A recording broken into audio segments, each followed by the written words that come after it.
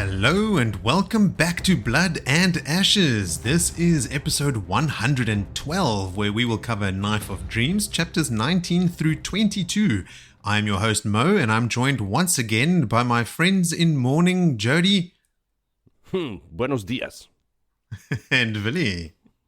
Morning, the Asayar. It is Amayar? morning here, about 10 a.m. Asayar, Ashayar, Asamar. Those It's people. I don't think there are any S's in there, are there? Amayar? Was that it? They are now. I believe. I don't know. I called them It's the a Ayar word the first time, and I was that like, no, that's not it either. is magical by nature and can They be play pronounced. such Anyway. an important part in the story. We've all paid so Yeah, much attention to what they're called. I don't know how the book is going to end now that they're not around. Like, how Yeah, is this going to has affect changed the everything. the end? Jordan didn't think this one through. Oh, man. Okay, well, it's been a little bit of a break since our last episode, and it just so happens that that break happened right about the middle of this book, where we have been saying for weeks and months now, things shift gears, and boy howdy, do they ever. We are now on the second half of the book that I find to be incredibly entertaining. We have spoken about this off air. I mean, I know, Will, you are done with the book. Joe, are you finished yet, or are you still trucking? No. But you're well ahead Trucking of these along. chapters, right? Oh, yeah, I'm ahead of these chapters, and I have a New Year's resolution to read more. Like, I don't do enough book stuff. So, yeah, I'm going to try and finish the whole series. Like, just go. Oh, okay. Just push ahead. I don't know. What do you Beware. think? You think I should? Well, I was about to say, now for me, specifically for this book, I finished this now when we came back from South Africa, which was in October. So it's now a couple months ago that I've read these chapters, right? So like there are a lot of holes in my memory, as this podcast has proven over the last 5 years. Memory is extremely fallible, and it starts to kick in just a couple months after reading the chapters. So there is some danger in that, which means, you might have to go back and read some chapter summaries and stuff again before we record an episode. I accept your conditions. Very well. We have struck an accord. Okay. I concur. We've made the bargain.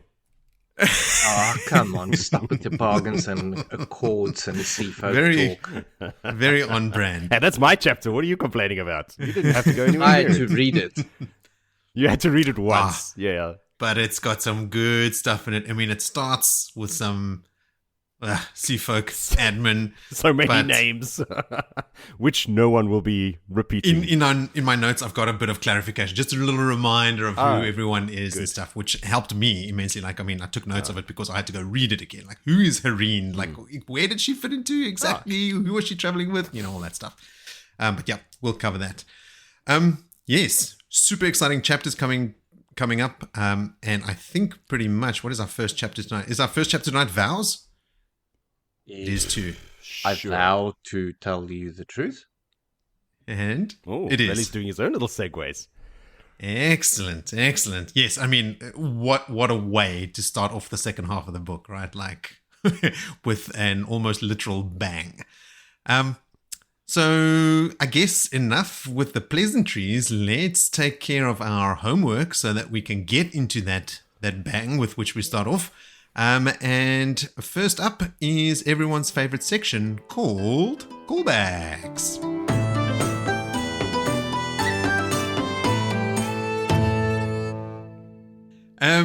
I often quote or use the quote, "Hell is other people," and I never ever remember who it is from. And it is from Jean-Paul Sartre. It's from a play of his called No Exit. The play centers on a depiction of the afterlife in which three deceased characters are punished by being locked into a room together for eternity. The line is a reference to Sartre's ideas about the look and the perpetual ontological struggle of being caused to see oneself as an object from the view of another consciousness. So light reading, yes. Yes. But yeah, hell is other people. what I've That's something always I jokingly use all the time because I am a little bit of a hermit. I hear you. I was thinking last night. I have one family of friends that like a group of friends, like one couple. That's it. and I see Yeah. them once every 2 to 3 months, and that is awesome. That's all you need. That's fine by me. That's all I need. That's like my friend Rush like 4 times a year. Yeah. Yeah. No, I'm with you. Yeah.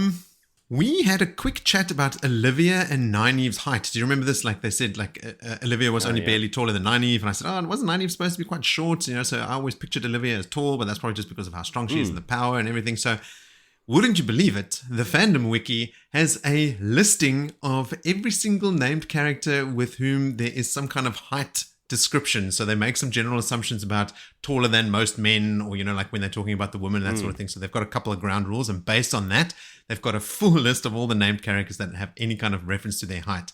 So I thought it would be fun to just go through a quick list of them. The tallest woman, and I'll stick to the woman, okay, because we were talking specifically about Nynaeve, Moiraine, and This could take a long time. yeah, I'm not going to do all the named characters, but this was just I cherry-picked a couple of interesting ones. Somarin, who's that very strong and attractive Shido wise woman. She's the tallest woman at 6'4". Semirag is 6'1.5". Tharava is 6 feet. Dagdara, that yellow Black Archer's sister, is also 6 feet tall. Sorelia, who is super old, is 5'11". Lanfear is 5'11", as is Elsbeth Luhan. Avienda, 5'9". Tylee Kurgan is 5'8.5". Elaine, 5'7". Morghese, 5'6". Elida, 5'6". Birgitta, also 5'6". Swan, 5'5". Then Min, Moghedian, and Missana, all 5'5". Then Nynaeve, 5'4". Egwene, 5'3". Moiraine, 5'2", and Tuon, 4'11". That is very No surprises. short for That is quite a very lot of short. them. Yes. She's a hobbit. We always know we've known that Moiraine is very short. You know, Yes, we've always. always known she's very short, but I'm surprised that Avienda being Nynaeve being 5'9", Yes, yes. Yeah, Rand interesting. being Hey, 6'2", look, I mean, the 6'3". science with which it's not like RJ wasn't throwing these actual heights out there. Like I said, there is some like assumption being made about like the average height of men, and if taller than most, then they add a couple of inches here and there. So this is just based on the sort of very loose language that is described to or used to describe these women. We perhaps should not call canon on this. No. But when you said the tallest, my first thing that I was going to throw out was Simraj. Semirag, second tallest by some margin, 6'1.5", like 6'1.5", and Somarin is 6'4". I like Somarin that I can stare Lanfear dead in the eyes. Are you 5'11"? In her dead eyes. That must make No, me dead like in the 5'10". eyes. Those luscious, attractive. Those beautiful Oh, eyes. I'm almost as tall as Somarin. I'm 6'2". Taller than Semirag. Yeah. And also, it depends on who the narrator is. Like when they say taller than most men, if it's an Aiel speaking, then most men True. are taller True than fact. most Western men. And I feel like there are those kinds of distinctions are made as well. Yeah. Like, you know, like when RJ is talking about people's heights, it is often with reference to their ethnicity, right? Like he talks about the Kyrenian and the Aiel like being on opposite ends of that spectrum, right? On a similar note, how old do you guys think Morghese is? I don't know, 49? Well, she has her Lark Lamiki in Elaine. So I think she's about 58. Wow. 43. Oh, wow. Yeah. But people still look at her and they see a woman in her 30s. But because we know she can channel a little bit, her aging has slowed somewhat, if not as much as some of the other channelers. Then we asked Merilil, who had run away with Talan. What was her deal? Was she the one that was in charge in was it in Tanchico or Ibudar? Where did they find the Bowl of Winds in Ibudar? When the Supergirls arrived there. She is from the Rebel Aes Sedai, so she is aligned with the Rebels, and she is sent by the Rebels as their ambassador to Ibudar, which is where Elaine and Nynaeve then link up with her.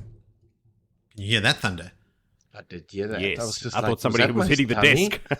My tummy. That's that post-Christmas New Year's stomach. So to our listeners, that's not your stomach either. That is the thunder outside. I'm sure there will be more of that soon. Then we spoke about the inn, the Silver Swan, which is where some of those Aes Sedai and Camelin were staying. You know, where the Windfinders wanted to go find out if Merilil and Talon were hiding out with those Aes Sedai and to let Talon go. The Silver Swan was an inn favored by Aes Sedai in Camelin. The inhabitants there currently seem to be unaligned and not sent by Elida or anyone else in particular. I think Vil, you had speculated that they may be Tower Aes Sedai, but they're just straight up unaligned. Or at least their alignment. Do we is know not names? known. No. Do we know? No, we haven't done anything so, about no. them yet. And certainly in the rest of this book, they don't focus in on them at all. Did Elaine ever say she was going to scream if someone else told her she was wet? Remember, like, eventually when she lets out that scream, I was like, didn't she say, like, the next person that tells me I'm wet, I'm going to scream? I'm not sure if she said it. The answer is no. But in the 2 chapters, Siege and Wet Things, she is told, firstly, twice by Birgitte that she is wet and should get changed. Then the servants look at her aghast in her wet state. Rian Corley, Birgitte, and Avienda all comment on it again. Reen Harfer comments on it, and when the Windfinders corner her, she immediately starts to explain that she knows she is wet and heading to her rooms, but they blather on about Talon, so like they're not even worried about it. But then when that whole conversation is done, the leader among them ends with, "You're wet and should get changed," and that's when she she freaks out. Like she really never was thinks told to herself, like, I'm gonna scream. Like, it's not written at all. No, she Pretty sure she no, we never thinks it tipped to off. it. Not. Okay. I read it all Billy, you again. go and double check this. Triple check if you want. We asked, what is the contraceptive that they use? Heartleaf tea is the contraceptive herbal tea that they drink in the wintertime. Apparently, Min is drinking it every day. So, Her and Rando getting it on. Mm-hmm. Every time Matt thinks about him, he's like, whoa, whoa, whoa, whoa. Whoa, hey, avert my eyes. Then we had a chat about the difference between a shufa and a headscarf, because the Aiel wise woman traditional dress includes a headscarf. So a shufa is a scarf worn by the Aiel, usually the color of sand or rock. Normally, the scarf-like garment is wrapped around the head and neck, leaving only the face bare. And then sometime during the breaking of the world, the Dashain Aiel added black dust veils to the garments in response to the harsh conditions they experienced on their travels. The first Dashain to violate the way of the leaf were admonished to hide their faces behind their veils, as the rest of the Dashain did not wish to see the faces of their loved ones on killers. When a modern Aiel puts the attached veil over his or her mouth, it means that he or she is prepared to kill, and is the basis for the derogatory phrase, black-veiled Aiel. So in Rand's visions of the past, a shufa is mentioned as part of the work clothes of the Aiel working in the fields before the breaking. So like the Aiel were actually wearing the shufa before they even went to the west. The wise woman's head scarves I always imagine as like tied around their head over the front and at the back, you know, sort of like in a wide band across the top of their head. Or at the very least, not wrapped around their heads. Like if you can imagine like the picture of like a Tuareg or like someone, you know, in the desert, like missioning around on camels and stuff. Their scarves are like wrapped around their heads and necks, and it's quite bulky and covers, like we said here, their whole head except for the very front of their face. But a headscarf I've always imagined, and in all this like fan art and stuff, I couldn't find a specific description of it, but like when people are drawing wise women or wise ones, it is with just like a scarf tied across the top of their head and at the back, sort of to gather their hair together. Like a gypsy wears kind of, like yeah. a That's what I caravan. thought. Yeah, T-Bone's taken to wearing them as well, so I'm quite used to them I now. never really actually thought about it like a headscarf. Interesting. Not like a hip job, like wrapping the whole head. No. It's just a scarf, like a normal scarf wrapped and tied around the head. Jody, in the last episode, you kept referring to Halwyn Nori as Nori. Have you been rewatching The Rings of Power or something? God, no. No. Because that's what Did that I little say Nori? Eleanor Brandyfoot is called, Nori. Yeah. No. I have enough torture in my life. I don't need more of it. That's Okay. fine. No, Good. Nori. Nori? Nori. Like, that's the pronunciation you're going to focus on? There's a lot the of other. easiest one. It's the easiest one. Then we had a little bit of a check-in with our nobility from Andor. So the houses not siding with Elaine or Aramilla at the moment are the 3 that I guessed: Arathel, Pelavar, and Elorian. But then also Abel, Pendar, Luan, Norwellen, and Aemlyn Caran. So Abel, Luan, and Aemlyn. Perivil Mantir is the young lord with Elaine in the palace. Pelavar is the lord that is not in the palace and unaligned at this stage. Those were the two that you were getting stuck on, Vil. So, Pelivar and what's the previous one? Perivil and Pelivar. Perivil. One is a young boy, and the other one is a knot. Yes. But their letters are which just is which? swapped around. We will never know. Well, it's like tomato, potato, pizza, same thing. Potato pizza. Giving Moritz a hard time today. Jeez. In that same conversation, we mentioned that Aramilla is manipulating people, but it's worse than that. She is straight up coercing and torturing people, right? Like, she's not just manipulating; she is forcing them against their will to do things, and not just tricking them. The mercenaries that meet with Elaine are Cordwin, Gomaisen, and Bakuvun. We had said that no, these ones specifically did not betray her. 2 of those 3 did. Only one of the 3 remained loyal to her. So Cordwin and Gomaisen switch sides, but Bakuvun stays loyal, or at least honors their agreement. So it's not like he's loyal to her. It's just like, okay, I've taken the money. I'll stick with what I agreed. Yeah. So there's more than one that turned on Elaine. Bloody turncoats. Right. Yes. Right. So, enough from me, so let's hear from our listeners. And that starts with Gerald popping in with the following. He goes, "Hey team, it's been a while since I last emailed. Busy at this end. I did have a bunch of things I was going to comment on that related to episodes from many months back now, but I've decided just to focus on the most recent episode and maybe a quick re-listen to the previous one too, just for funs." That's fucking dedication, Gerald. Thanks. Yeah, man. He goes, "So my points in bullet form for Willie specifically. Targeted. Ooh, Willie's in The trouble. diatribe of Elaine walking around wet. Why didn't they channel the water out of her clothes?" Great she's question, pregnant. Gerald. So many times people forget that they could do magic in these books. It's So crazy. many. And specifically this thing, like when they were busy, Yeah. I'm sure there was multiple times earlier, especially around the rebel camp. I want to think of times where someone spilled, oh no, that was Moraine in New Spring where she spilled the ink and she pulled out the pellets of ink. But Nynaeve definitely got wet at one point and pulled the water out of it after I think she was doused by someone. Wasn't she thrown in the river and attempted to be murdered by Mogideon, wasn't it? Yes, that as well. Yes, when she was sort of fixing herself up while Lan had his back turned and after she'd been pulled out of the water. You're right, she did that as well. Both were Nynaeve though. To answer that, because Elaine is having trouble holding on to Sidar. And Avienda isn't. yes, okay, Yeah. getting to that. Don't worry. Settle Okay. your pedantic stick down quickly there. Avienda grew up in the waste. She doesn't know how to deal with water because she hasn't dealt with water, so she doesn't know the weave for drying out clothes. That She is would never my waste that final water answer. anyway. Yeah. And who Interesting. else is around her that can channel? Not big. I mean, Fighters Rhiann would Corley be rocks shit. up. So, Rhiann is there at one point. yeah. She can channel. She could have done it. And I guess no one is going to channel at her. Certainly not without asking. Without She's also permission. so No. very, fragile all the time. People are just not There we do go. anything. Yeah. I think that's Don't want to pull answered, the Gerald. water out of her body. She needs that. Yes, Bloodbender for those All people right. who watched Avatar. Gerald continues. Sorry, I'm trying to push on because I want to get to the rad shit. So let's move Willie on. and I want to meander and talk shit, and Okay. I'll it's meet you gonna happen. halfway. Just give up now. Gerald says, a cut purse. I always thought that a cut purse sliced the bottom of the purse and took what fell out, i.e. they cut the purse open. Not that they cut the whole purse off your belt. Curious, now that I think about it though, my original description would not make for a quick grab and run. No, it would make for a noisy clattering of the coins. Like a slot machine winning.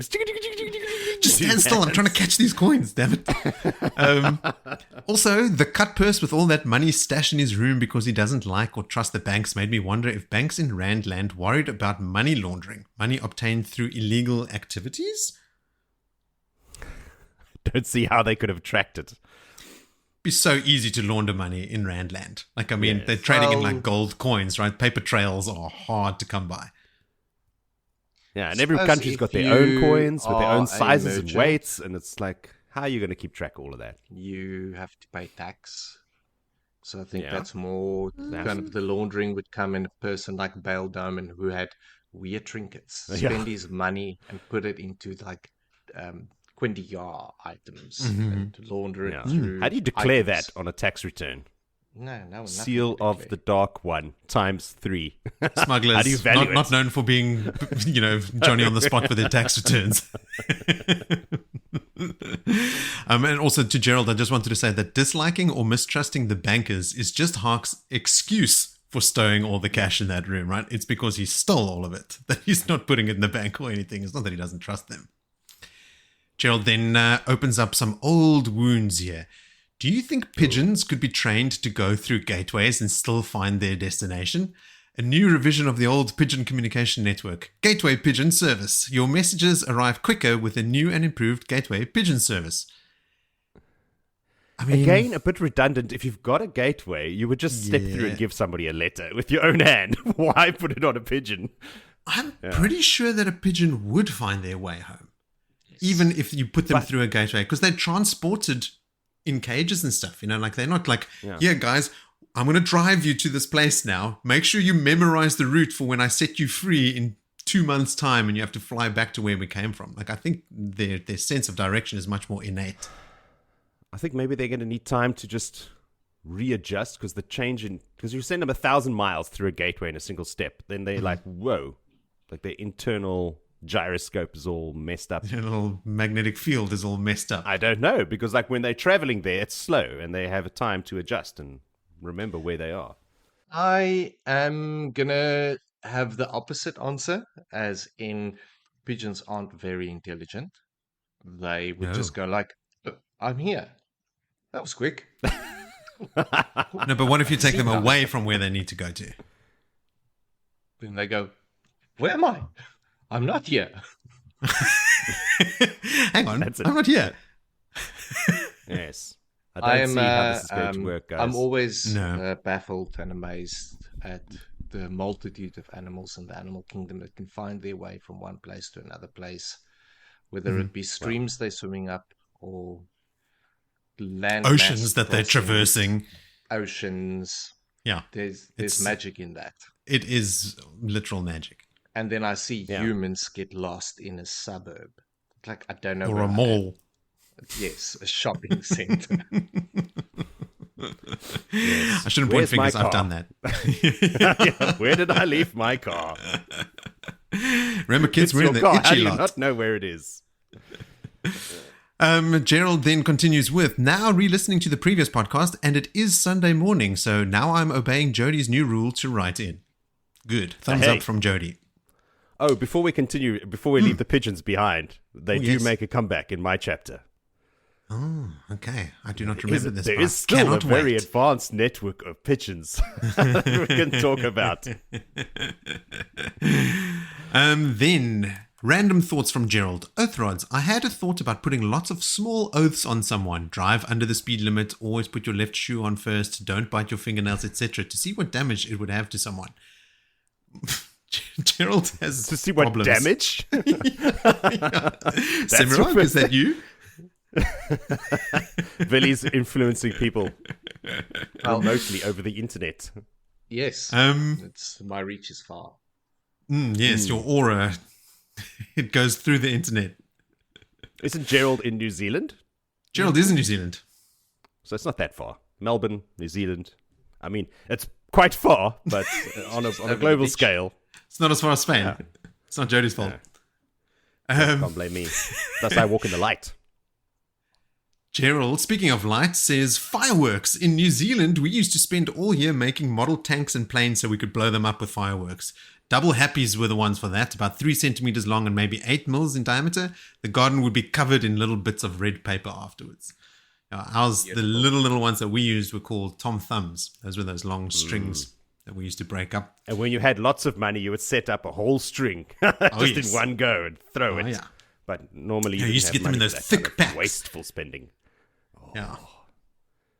Good sense memory just thinking about those, hey. Yeah. Gerald's last little point here is about ants. I got bitten by an army ant in the Amazon, and it's like 4 hours of pain. Jesus. That sucks. Now you have to write in and tell us about your Amazonian adventures. I need to know more. Army Oh, ants? when I Aren't was they in the fire Amazon. ants? I don't Yeah, know. There's probably. fire ants in Queensland, apparently. I've always Yeah, thought but that they're invasive. I thought that some of the sort of red mandibled ants that I've been seeing around New South Wales were fire ants, because that's what I was told they are, but they're not actually. They're just jumping ants. They're jumping jacks or something. You know, And they're only there's, painful for like 10 minutes. ants in the Amazon Only. where you catch them and then Yeah. weave their abdomens like it's still alive into like a glove that's like a trial of Oh, yeah. around You put your No, hand they- in the they glove. just fill the full of put gloves their ants. with hand live into ants. it. Yes, they Yeah, sting they don't you. weave them I mean, into anything. They just put them in the glove. No, they have a glove full and they just dump a bunch of No. ants into the glove, and then you put your hand. There's live ants in the glove. No, man, Yes. this what I saw was a tribe, and they used to take that, or they wove them, like catch one, put it, and then they weave their abdomens into a sock thing that they have to put their hand in. It was on a documentary. I'll swear I'll go find it on Interesting. YouTube. Cool. Well, so that the ants can't run away.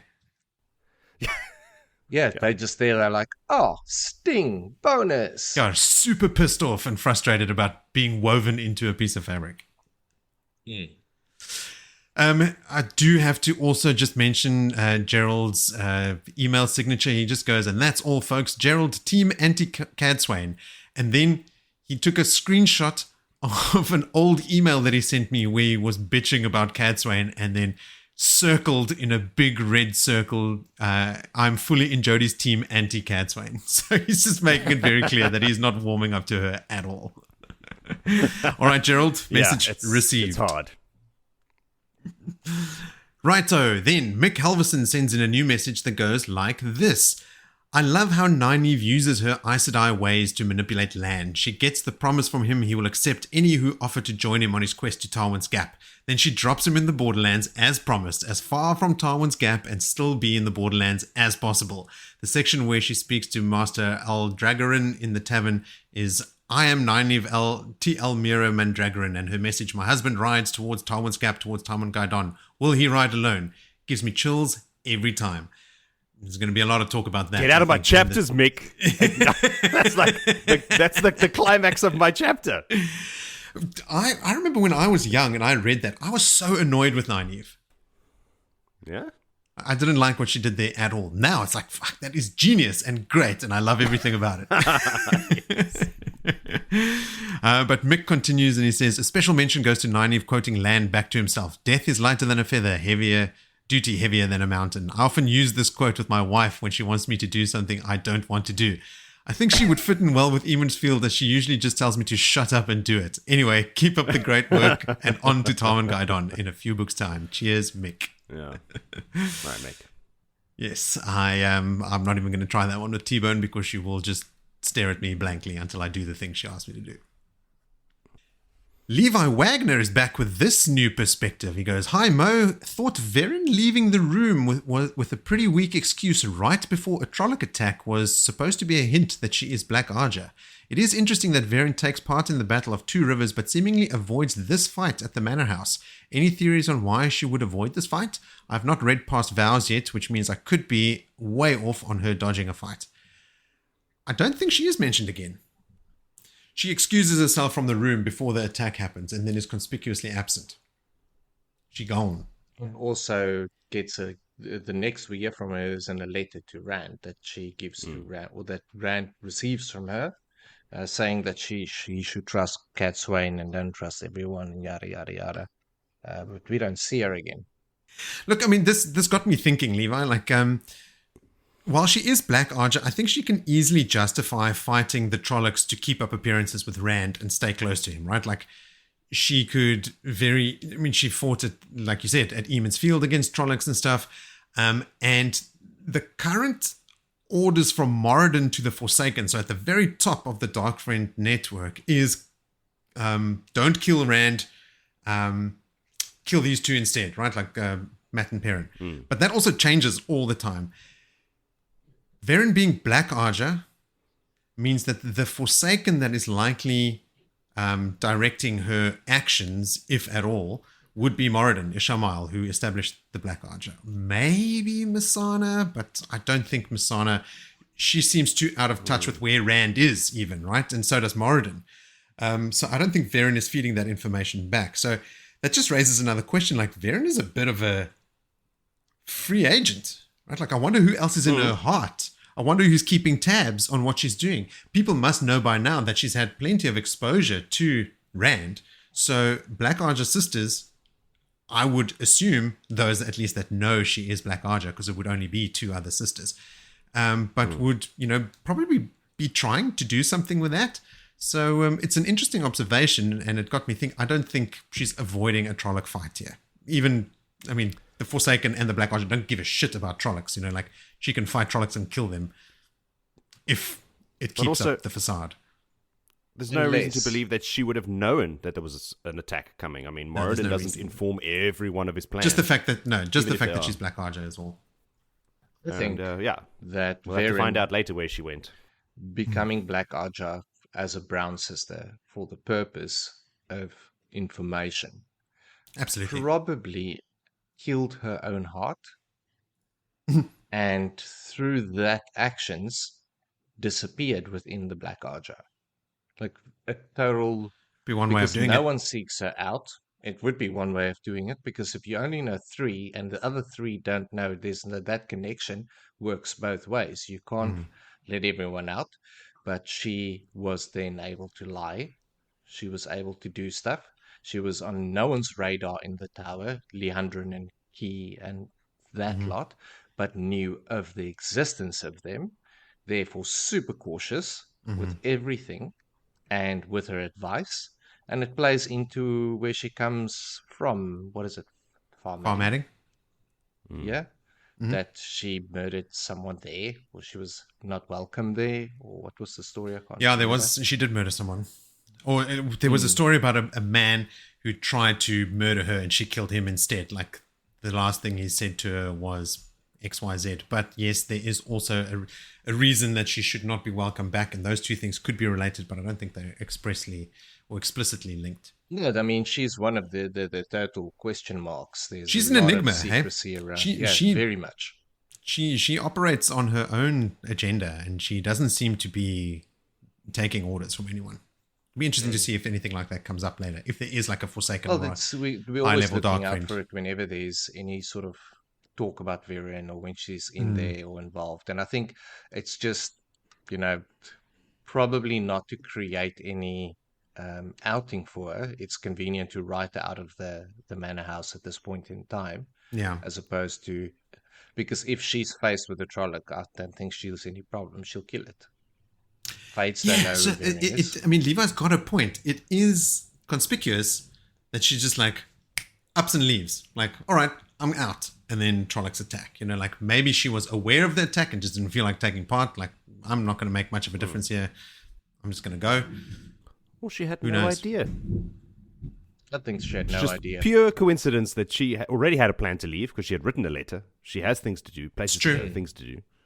And she just left, and then it just... yeah. Because, if she were true Black Archer, then I'd be like, something's fishy, something stinky. But she's not. There. Yeah. She's got a long list of to-dos. Right. Levi goes on to say, also, I was pretty harsh on Perrin in a previous email, and this time around, I've enjoyed him and Fail a lot more. The chase and the rescue chapters have not felt tedious at all. Merry Christmas and a Happy New Year to you and yours, Levi. Thanks, Levi. Shot, Levi. You too. Right back at you. And I agree. I think we've said this before. Like, the chase, through the snow, the trudging through the snow. Like, remember how, derisively we used to speak about this whole Shido capture and rescue and stuff? It hasn't been as bad as I remembered it. It's pretty cool, actually. And comes to a resolution in this book, which is awesome. Jody and Willie conspicuously silent. Oh, okay. I'm just silently nodding my head in agreement. Like, we've you agree? Done with that one book of pure torture, which I'm still think was by design. and we we agreed in are the just end. hitting the straps in this book, like making that last round, that last bend, and then it's home straight.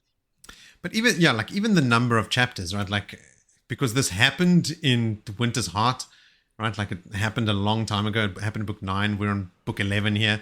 It only resolves at the end of book 11. So, like, this whole thing goes for 3 books. But the number of chapters and the page time actually dedicated to it doesn't feel unnecessarily laborious, with one exception, and that is that in So Harbor chapter where they go and they buy the grain with the weevils and like they see the ghosts and all that stuff. I didn't really see the need for that chapter in particular. We see a couple things, parents sort of like dressing up because he has to be a noble in this meeting. At that point in time. Imagine you take all the chapters and you say, right, Perrin, and then you only read Perrin chapters. Mm-hmm. You go and like, these are the Perrin chapters laid out, and you read it from the point before Fahel is taken, and you read it all the way through, and you skip all the Rand Matt chapters and all the other bullshit and noise in between, and you say, right, now I'm reading 15 chapters back to back, 20 chapters, whatever. Yeah. And it's just a Perrin story. Yeah. Then you'll go like, oh shit, this is actually Exactly. you know. And then if you do the same with Matt's story, you go from Ibuda or before Ibuda, and you just read that whole story of him going all the way through with Tuan to the end of this book, and then you go like, whoa, that's epic. Interesting. Wasn't somebody doing that? Yes, one of our listeners had written in to say when they read the books, they read them per character. They read just but per book, okay. not the whole story from one character, but like when they open a book, they read all the chapters from that one character and then all the chapters from the next character. Sorry, we forgot who you were. I'm Yeah. similar to you, Vil. Like I think if you had to read those together, and that's exactly the point that that Levi's making here, is that if you read all the Perrin chapters, it doesn't feel, except from my point of view, that in So Harbor chapter, the chapters don't feel slow and sluggish, right? Like we're getting through it. She's kidnapped. They get on the trail, blah, blah, blah, and things happen. They plan an escape, and then they go get the fork root and all the stuff that we're reading now. I actually feel different about the Matt one. I feel like this time, Matt's story has this whole Tuon courtship thing. And for me, that has gone on maybe a bit longer. Maybe it's just my dislike for Val and Luca and the menagerie that is coloring my opinion. But I actually feel, not that it's bad, but it's just like, okay, come along now, let's move. But we had always spoken about the Perrin search for Fael as trudging through snow. I mean, that was literally from the cover of Winter's Heart, where Perrin is trudging through snow. We've been talking about this since like the first season of the show. So we had always built it up to be this like, well, trudge, for lack of a better word. And it's definitely not been that for me either, Levi. Rightio, then a message from Mitch Schindler, who says, what did Catswain actually teach Rand and the Ashaman? Anything Rand learned seemed to have been in spite of her, not because of her. What did any of the Ashaman learn from her? Sure, if she did not mishandle Rand and Tam so poorly, he may not have realized how he might be able to do things right, but that is a really backward way of teaching them something they have to learn. It's a good question. I mean, Another team anti-Catswain. Welcome aboard. I will have to read the rest of the series now to make that conclusion myself, right? Like, how did she actually teach Rand anything? You're quite right. Like if what triggers Rand's Zen moment on the top of Dragon Mount is his terrible interaction with Tam that Catswain orchestrates, where Rand almost kills his own dad, then sure, she would be responsible, but it would hardly be because of anything that she did or like proactively try to instill in him or the Ashaman or anything, right? So like that would be a coincidence. I mean, you could argue that she had to do that for Rand to get to that point, to be able to go up to Dragon Mount and have his Zen moment. But that is quite a stretch. So, Mitch, I'm going to have to read the rest of the series again and see how this plays we'll out. Get back to you in 2 years. I mean, literally that, yes. So, stay tuned. Mitch continues with, I agree, a big chunk of the slog feeling is the amount of time between the books. Book 7 was published in 1996 and Path of Daggers 2 years later. But the Path of Daggers has a special place in my heart. I worked for Lehman Brothers, may it rest in peace, in IT. I had the privilege of getting called in the middle of the night to log on, but I also had the privilege of taking time in the afternoon to travel from Midtown Manhattan to Lower Manhattan and stand outside a Barnes & Noble bookstore for 2 hours to get a personalized inscription from Robert Jordan. Ooh. Sweet. That is very cool, nice. Mitch. That is... I hope you've got that in a special in a special spot on the bookshelf, and that the kids aren't like trying to color in the maps. Keep it safe. Borrow it out to someone. Keep it secret, keep it safe. But now all of our listeners know about it as well. Then a little show gripe from Mitch here. By the way, Rosamund Pike is 5'9", 1.75 meters. I only included this because we don't usually do show talk, but we had just spoken about like all the heights of the people. Moraine is maybe 5 feet tall. Well, 5'2", as we know now. I never like that particular casting. I'm now going back to listen to the earliest podcast, so I may have more comments from a previous age for you guys. Keep going, guys. Right. Thanks. I think we had a couple show comments in those early seasons, like in the first season. I think we even spoke. We did try, but a couple snuck in there. The reason this podcast exists is because the show was coming out. And absolutely. It was the catalyst. That was your pitch to us. Yeah. Totally. So it's unavoidable. Then we created the better thing. Way better than the show. And it went way more seasons. And we didn't have to recast anyone in the process. No one got recast. Yeah, and we didn't lose any money. And what are we on? 11 seasons now. Wow. Yeah. 12 if you count the prequel. Oh, yes, true. Bonus season. Yeah. Look at us. All right, that's everything from our listeners and from me. So, gents, just sit tight while we quickly do some more vegetable eating before we get to our delicious steak in Vows.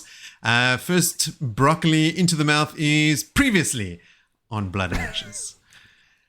After getting rained on, Elaine is walking back to her apartments when she runs into some of the kin and freed Damane. The kin are making some but slow progress in getting the Damane to see themselves as human, and some of the Suldam in their care are starting to admit that they can see the weaves of the One Power.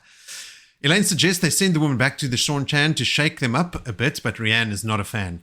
Reen Harfer suggests Elaine dry herself off and notifies her of the mercenary captains waiting for an audience with her. Some Seafolk jump on the pile and accuse Elaine of not looking for Merilil and Talan, who have disappeared.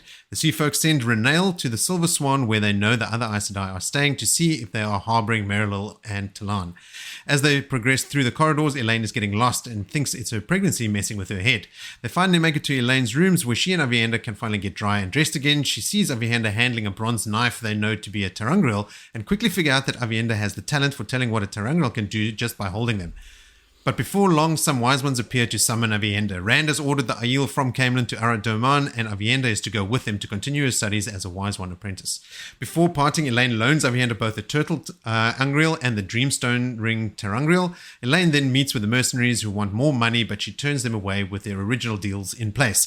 She also sends Melar, who is also there, away, much to his annoyance. When everyone has left, Elaine meets with Reen Harfer and Halwan Norrie. Mistress Harfer has information about Aramilla, who will ride against Camelin soon, and Master Norrie has found a serial cut purse to use as a tail on Doyle and Melar at night, the previous 5 people they sent to follow him having ended up dead. Elaine knows that Melar faked the attempted kidnapping on her and wants to know who he is working for. Elaine is then told that Dylan has returned and is waiting for her in the map room, and in the map room, Begita has all the moving forces and the Black Tower mapped out. When Dylan arrives with the other young heads of houses loyal to Elaine, she tells Elaine the fence sitters are still sitting on the fence. Later that evening, Elaine gets the news that Rian Corley has been murdered with Saidar, and she orders the kin to move around in groups only. Meanwhile, Aramilla receives word that an unnamed mercenary captain in the city will take her money and betray Elaine, so she orders her secretary to get the money to pay off the double-crossing mercenary.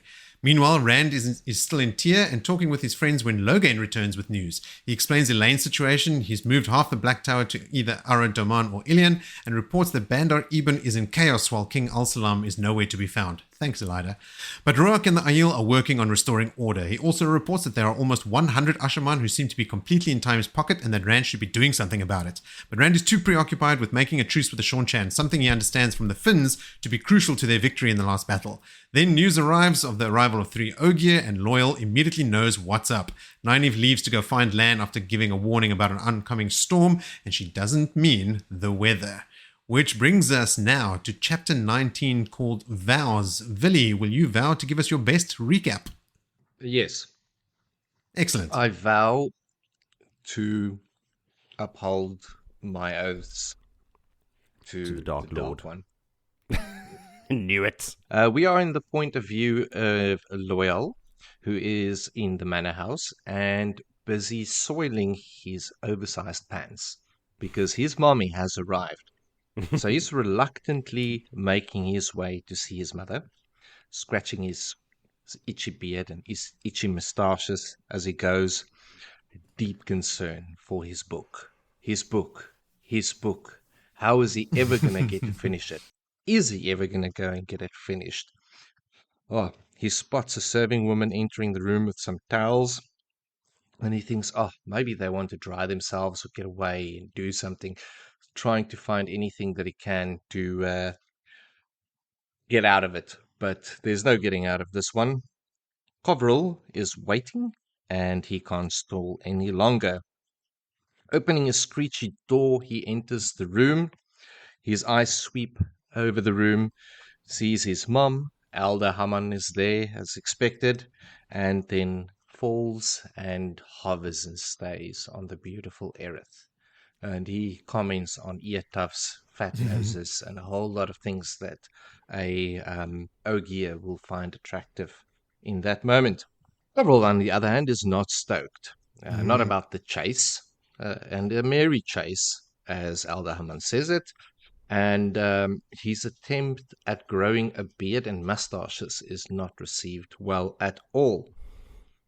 Erith, on the other hand, repeats the stories of Loial's heroics all across the lands when he's been doing, to which his mom repeats his utter foolishness and gambling with his life.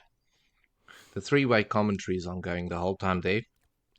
Erith showering him with praise and heroics, his mom with stupidity, and Elder Haman is just harumphing in the background as they carry on. Mention of the Great Stump is ongoing, and they want to get a move on. And this marriage ceremony has been requested. So Elder Haman is there for that. Erith is asked whether she's ready to tend her husband, and she believes she is. Her business is running well. She can appoint more apprentices and considering buying another loom. So, yeah, she can tend her husband. Loial is not asked if he can do anything.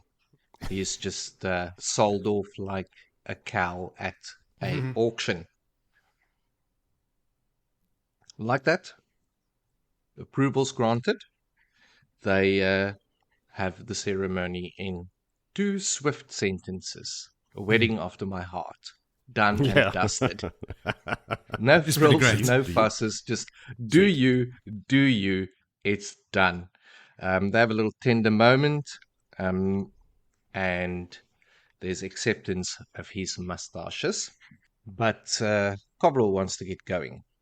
She wants to move and drops the information that the Book of Translation is being discussed at the Great Stump.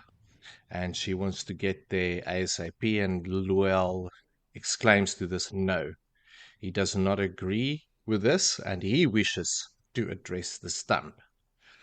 Coverall is a straight up heck no, you're way too young, but gets the straight bat from his wife, who now speaks for him.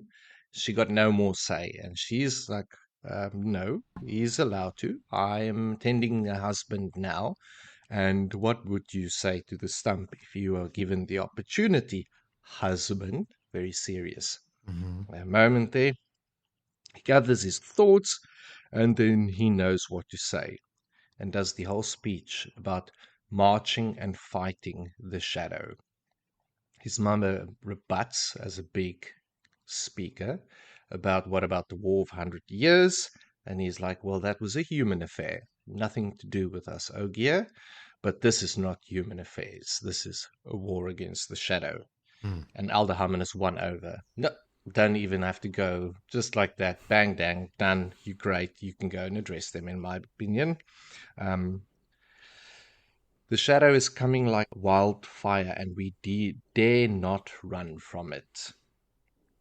And as the shadow, in his figurative speech, is running like wildfire, hundreds and thousands of trollocs are running towards the manor house.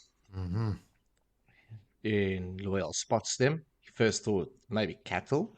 No, it's just the head of cattle and beaks and bowls and all the rest. Aerith almost excitedly asks whether they're going to die. Loial gets tossed an axe by Alder Haman off the wall, because I did not mention they are in Ogier rooms with appropriately sized everything, and 2 ornate axes on the wall with very long handles, and 2 ornate decorated, not spears, Pruning knives is what they were knives. called. Yeah. Yes, but you can see they were modified with long handles for stabby stabs. Yes. Those 2 are grabbed by Coverall and Aerith, and they all arming up. And the battle cry that hasn't been heard for a very long time gets shot by Loial. Trollocs are coming up the axis, clear the fields. Point of view change. Rand. It's good stuff. Pause for effect Yes. between chapters. Everyone, get rid of your Rand goosebumps and let's continue. He's busy talking about the busy, or I can't even remember, something about Tia or all the rest, and then the next minute, so many trollocs. He hears the battle cry, looks out the windows, Midral riding in, and with that, lightning already starts falling in the field. He's quite surprised, asking Logan if he allows his Aes Sedai to channel, and he's like, yeah, of course, not an idiot. We need to work together. Anyway, Logan starts attacking with bolts of lightning and said magic spells, asking the Lord Dragon if he was gonna, maybe lend a hand. But meantime, in Rand's head, there's a battle between him and Old Mate Luce about the power. Guess what? Luce wins this time. Yep. And he is not happy with Rand not using his hands. Need my hands. Where are my hands? But the first thing he drops is a very potent blossoms of fire. Pillars coming down, and they are devastating. Only for Death Gates to make an appearance. Quickly being picked up by the other Ashraman and Logan, and like, new tricks, new spells. But Luce still wants hands, and eventually gets Rand to let go of the window frames and point his hands out, and magic arrows of fire gets used. Level 20, just powerful. Gotta be. The Ashraman quickly learns from the weaves, as I mentioned, but by now the Trollocs is already on the inner circle of the manor house, the outer buildings, the sheds, the barns, and all the rest, where the Saldaeans are being housed. They saw them coming, closed up the doors, started hacking through the thatched roof to get to the top, and the sky is raining lightning, and now they're also setting buildings on fire. Rand wants to put the fires out, but Luce is just weaving death gates after blossoms, after arrows of fire. It's reckless. It's rough. Midral pops right up in front of Rand, the window, but not for long, because it's between Aiel's spears, Min daggers, and everything else. He's dead very quickly. What happens is Rand uses the arrows of fire. So the arrow specifically is of fire. Rand is holding his hands up in front of him with all his fingers pointing out. I'm gesturing to the camera again, like our audio listeners can see me.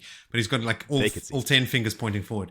From each finger, there is 10 filaments. So these like thin lines of light that flicker on and off. And every time they flicker, they're going to a new target. So he's just holding his hands out and they're just flashing 100 filaments of death that instantly flash boil the blood in the targets and make them explode. So he is like, in a split second, killing 100 trollocs and Madral. So when this Madral hops up in front of him, right in this window, he pulls his fingers together and he points all 100 filaments at this thing after the 2 spears and Min's dagger take it. And it's blasted. What is it like? I think it's like 30 feet or something backwards into the field. And then RJ even comments like, usually the Fays like, thrash around and stuff. This one never moved again. That was it. Yes. And then there was silence. Over here, a horse with a broken leg that a Fade rode in on. Over there, a Fade running without a head. But it's just a killing field. A close run thing, everyone agrees. But Lewis is still holding on to the power and he's not letting go. And screaming that he wants to die and he remembers how to die. He remembers how he did it and destroying more and more on the power. And Rand's starting to feel burning, prickling sensations in him. And Logan questions Rand like, hey, like, why are you flexing, bro? Like, just put a shirt on. Cad Swain gets worried and asks Min immediately. Not asks, demands of Min, what is he feeling? Tell me now, girl. I know you've bonded to him. And she's like, no, he's fine. He's not afraid. He's just, he's never afraid. He's fine. Rand then pipes up, hey, Cad Swain, I'm right here. You can ask me. The inner monologue with him, or not monologue, dialogue with his own head, carries on, but reluctantly, Lewis agrees that they can die at Tarmangaidon, and he releases, and Logain confirms that he has released. End of the chapter. Logan says he's released the power, and Cad Swain says, I know. And Rand looks at her. He notices that she can tell. Yeah. Because of her little paralysis net Terangriel. Trinkets. Yes. Cool shit, Joe. You've been waiting for this chapter as I have for a long time. We bring it up, I think, every season. Like, when is that going to happen again? And when I read this book now and this came up, I was just like, amazing. And it's on you and then it's over. And it is still as impactful as I remember it. Indeed. I don't have much to add or anything to be precise. That's fine. He grabbed the window frame and channeled Death Gates. And that's it. That's what I was ready for. My young brain was always like, Death Gates. This is it. This is the ultimate weave. Like I always remember that. And then the fire arrows, I remember to a lesser extent, but like really digging into the detail about them now, like I just explained to people about that one Fade as well. Like I actually really like them. Like the potential for like just mass destruction is crazy. But I always forget about, what is it? Death Blossoms, Fire Blossoms? Death Blossom is from Last Starfighter. Blossoms of Fire. Blossoms of Fire. So it's like a column that expands, right? Like it's a column of fire and it gets bigger quickly. So it also, that's how I It's like read it shoots outward. And creates, they can't use it close to the building because it will set everything alight. But it works great out in the battlefield. It's very effective.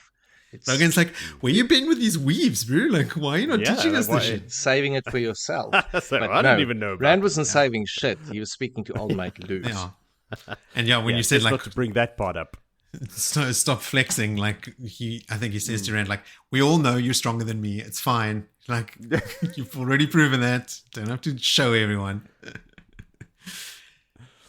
Good shit. The chapter icon, dead giveaway. Vows, Trolloc skull. Should have been exploding Trolloc skulls. Loial can see that if Cad Swain keeps going the way that she is, that Rand is going to explode. That's his word that he uses in his head. So he can see like Cad Swain is pushing him in the wrong direction, like to an explosive end. They mentioned the Book of Translation here. Jody, you blew my mind, I think, on this podcast in an early season when you said, did you know that the Ogier are aliens? Yeah. I was like, what? No, what do you mean? And this is it, right? Like the book of translation. Yeah. So I went and I read the wiki about it. As events in the world marched toward Tarman Gaidon, the Ogier convened a great stump to consider what to do. Some suggested opening the book of translation, which may be a terangrial or another device that will bodily transport the Ogier race to another more peaceful world. This must happen, they say, in order for the fourth age to commence properly. At the same time, the Great Stump must consider the timing. They must help with Tarman Gaidon, or else they are doomed regardless of how far they flee. So, like, even if it had to come up the stump now, they wouldn't be able to use it because it isn't the final battle just yet. In later interviews, it was clarified that the Ogier came from a parallel world removed from the world of the books in a different manner than the mirror worlds of the portal stones. So, according to Maria Simons, the notes say, the Finn's world are parallel worlds. So Sindal is a parallel world. The Ogier world is also a parallel world. So that's like Sindal. They come from a completely different place. The place that Lanfear, Rand, Loial, and Huron went to was a mirror world, as were all the ones in the Portal Stone incident. So that's like just mirrors of this world, right? So it's different versions of this world, where Sindal and where the Ogier are from are completely different from that. This would explain why a device other than portal stones may have been needed to transport the Ogier back there. So, like, the Ogier couldn't use the portal stones to get to wherever the Book of Translation would take them. Now, because portal stones move you within this world, all the layers of this world, the onion, all so its mirror realities. But also it does make sense in the Ogier then being able to make the ways or sing the ways, grow the ways. Because the ways are also separate from this world. Yeah, so there's a precedent there for it to be traveling outside of this reality completely. I do have one complaint, about this chapter, is that we don't get to see those Ogier carving through trollocs.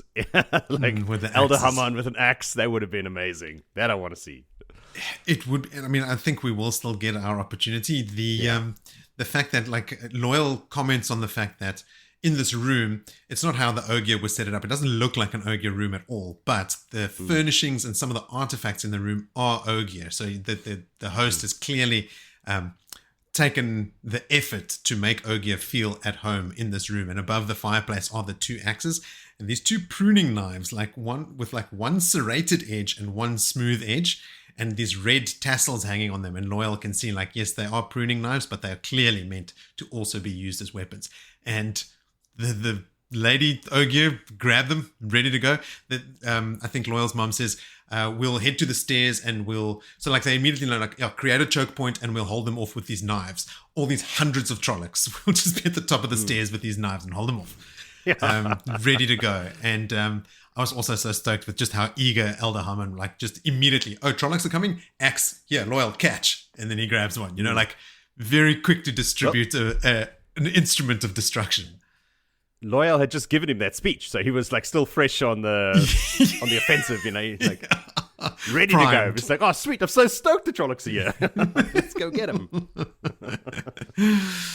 I mean, it would have been cool to see the two of them fight it off, but I think at this point of the battle, we have to understand the power of Rand and Loagin. Yeah, this was Rand's moment. If they can't handle 100,000 trollocs storming them in an open field, then we're back to Rand wanting to fight them with a sword. The battle is now beyond axes and sword swords. of flame. It's now now serious magic time. This is big scale. This is what Lanfear was telling him. Yeah. That's it for my notes, Joe. If you had anything else you wanted to say about Vows, this long-awaited chapter, I mean, these weaves are so potent. I'm pretty sure death gates are used again, and maybe even fire arrows, but I'll be keeping an eye out for all three of these now going forward. Okay, then we will move along to chapter 20, called The Golden Crane. Joe, here's a golden opportunity for you to give us a summary. All right. Brace yourselves. Rand, Loagin, and company are surveying the field of slaughtered Shadowspawn around the manor house in the rain, because if you do stuff in the rain, it looks cooler. Maidens finishing off half-dead trollocs in us, randomly stabbing, chopping of heads. Saldeans are swatting ravens to death. There's Aes Sedai and Ashaman burning piles of corpses with the one power. There's a little number dump as well. There are fewer than 20 Aes Sedai at the manor house and fewer than 12 Ashaman, and there were over 100,000 trollocs.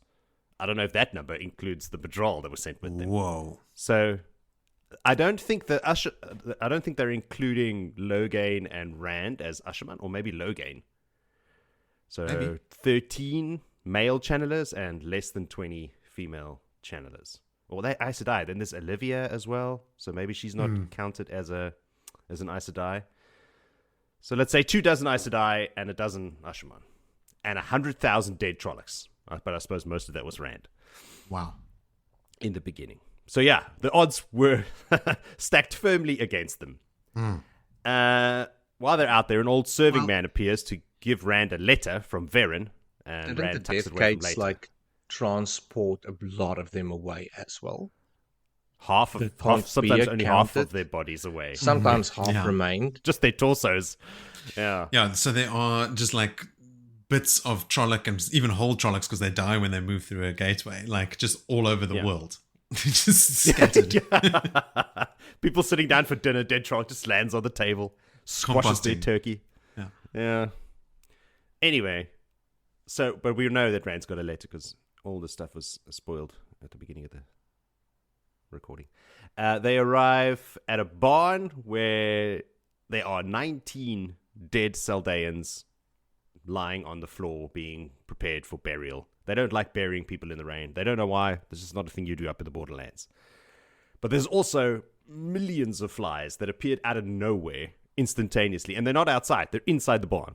And they are covering every inch of the barn in like a thick black coating of flyness all over the bodies, the walls, everything.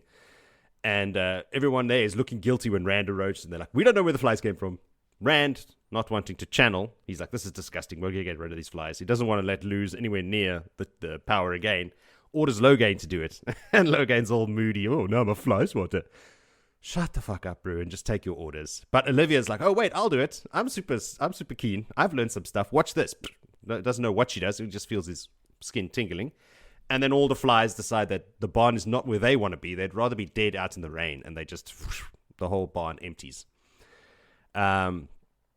Rand compliments her. He's like, oh, wow, that's pretty good. You've learned a lot. And she's all shy like a little girl, even though she's like 400 and whatever years old. But she gets a death stare from Min, obviously, who's not stoked. And Cadsuane as well. Cadsuane's like, so you are paying attention. She's like, yeah, I'm watching. You don't want to teach me, because Rand did ask them to teach her some stuff. You know, this was also part of the chapter that I'm only remembering now. But nobody wants to teach her anything. They think she's badass enough. She doesn't need to know more. She's watching and learning, and she says to Cadsuane, I've learned more than you are aware of. Yeah, Whoa. not ominous. She's not scared. I think words. Rand comments on like, she doesn't care about Aes Sedai. Like their status means nothing to her. So she's just like, I've learned more than you actually know. Common theme nowadays. Yeah. Yeah, because Min, of course, doesn't want Olivia to learn anything else because her viewing says that she's going to help Rand die. So the less she knows, the better. Min is also using the example of Moiraine. She's like, okay, so I can be wrong. Because remember, I saw stuff around Moiraine about her future, but now she's dead, so I can be wrong. Someone should tell her. So now she thinks that she can save Rand. Like maybe she's wrong about Olivia. Cadsuane's there. She makes some snarky comments to Min. So Rand distracts them by opening Verin's letter. She's gone. She has shit to do. He can trust Cadsuane, follow her advice, but watch out for the rest, even if they have sworn oaths to him. That's, in a nutshell, what's written in there. Signed, Verin. In an unprecedented move, Rand hands the letter to Cadsuane to read. She's even raises an eyebrow, which is marked as utter shock on her face. But she reads the letter and she makes a comment about Verin being a woman of many masks. And Rand's like, many masks? What do you mean? But before he can ask that question, our old mate Loial and Elder Haman enter. Side note, I tried to just write Haman, but my brain wouldn't let me. It's too disrespectful. I had to put Elder in front of it, and I heard Willie doing the same. Like, you can't not call him Elder Hammond. No. Hey, come on, you have some respect. He's got I know. I was going to write just pointy grey beard. I was just going to write it and then say it in the podcast, but I can't even write it. Turns out he's already married. Like, Rand didn't know that. We knew it, but Rand's like, what? He goes, oh yeah, I got married already. Don't worry, ceremony's done. No, there's no feast. We don't even have time for a feast. We got to go. But he promises he'll be there. Oh, he's got to go as well. This is his news. He has to leave. But he promises that he'll be there for Rand at Tormund Gaidon. But Rand's like, okay, that's awesome. And congratulations on your wedding. All of this other stuff that's happened in the meantime. But I need you before Tormund Gaidon. Like, you help me close some of these way gates. But there are still so many that I don't know where they are. You guys can find them. And also in like dead cities that no longer exist anymore. Like, where are we going to find those? You need to go and close all of these things. But Loial has been outside of the steading for too long. Mentioned right here, 5 years he's been out of the steading. Yeah. He must leave the next day. Elder Hammond's like, he needs several weeks and minimum and at best, several months of rest inside a steading. And there's like this secret going on. Like, Loial's not supposed to let him know that he's going to be speaking at the stump. I don't know, it's some sort of secret that Rand is not picking up on. But anyway, Rand says he will talk to Loial's mother. Then he's like, oh, I'll talk to your mom. She'll let you do it. And he's like, well, you can't talk to my mom anymore. You've got to talk to my wife. She's the one that needs convincing. He can't even guarantee that another Ogier can find the way gates with the big stump happening. Like, we're very busy right now. We don't have any Ogier to spare. But Elder Hammond pipes up and he's like, listen, I'll do it. I'm the best qualified. I'm out here. I've got a cool axe. I'm ready to go. I'll go find these way gates for you. And Loial's like, no, you can't, because you got to talk at the stump. And Elder Hammond, listen, mate, I'm passing the torch to you. You convince me. Jeez. Use simple words like you convinced me, like you spoke to me. Don't try and be too flowery or exaggerated. Just say what you said to me and you'll convince that stump. And he's like, oh, shit. Now I'm going to have to talk at the stump. Oh, yeah. So big moment for old Loial. He's a big boy now. He's growing up. Elsa appears. Remember her. Fervently Black Aja in love with Rand. Announces that Bashir has returned. Rand dismisses her. Again, she's not stoked to leave. It's a theme amongst people that Rand dismisses. And sends her to join a cleanup duty, which is probably why she's like, oh, I have to go burn trollocs now. Dead ones. He sees, this is Bashir, he sees his dead men and walks straight past Rand. Rand's like, all right, I'll let that one slide. Let him mourn. And he walks up and down the line of his dead men. He's talking as well while he's doing it. And he says he's never seen anything like he's seen outside. In Saldea, or in the borderlands in general, when there is a big raid, like a massive one, it's 1,000 trollocs. And most raids are only hundreds of trollocs, if that. So 100,000 trollocs. It's like, this is a taste of Tormund Gaidon. Like, if this is what we're going to see at this scale. So reality is hitting home. After some words as well for his fallen men, he turns to Rand. He says, the daughter of the 9 moons will meet him in 3 days at a manor house in northern Altara. Bashir has a map and instructions, which he delivers to Rand on what they're going to do and how they're going to get there and who they're allowed to bring and how many can be channelers, yada, yada. All right. There's a point of view jump here. Does anybody would jump in and say anything before I continue? Nah, keep going. Keep going. All right. So we jump over to Nynaeve's point of view. She's just recovering from a headache. She's also in the manor house. She's been channeling non-stop to heal all the injured after the attack, obviously. And she was not going to embarrass herself by asking for healing for a headache. But it's done now. Well, she takes off the wet rag off her eyes and she sees Lan standing by one of the windows, surveying the cleanup, deep in thought. She gets up, she goes to him, she's like, what you thinking, huh? Poking him. No, she doesn't. He's a thinky boy. Not so much of a talky boy at this point, and he tells her that he's thinking of Tormund Gaidon. Yeah. Like, she's like, oof, yeah, that is pretty hardcore thinking. He's worried about his homeland, the borderlands in general. He's worried about that Tormund Gaidon has already started. Like, trollocs could be marching south right now. These ones marched south. Who's to know how many trollocs? Like, Rand should not be out there scheming with the Seanchan and scheming with the nobles. He should be convincing King Eosar to return to the borderlands with his armies.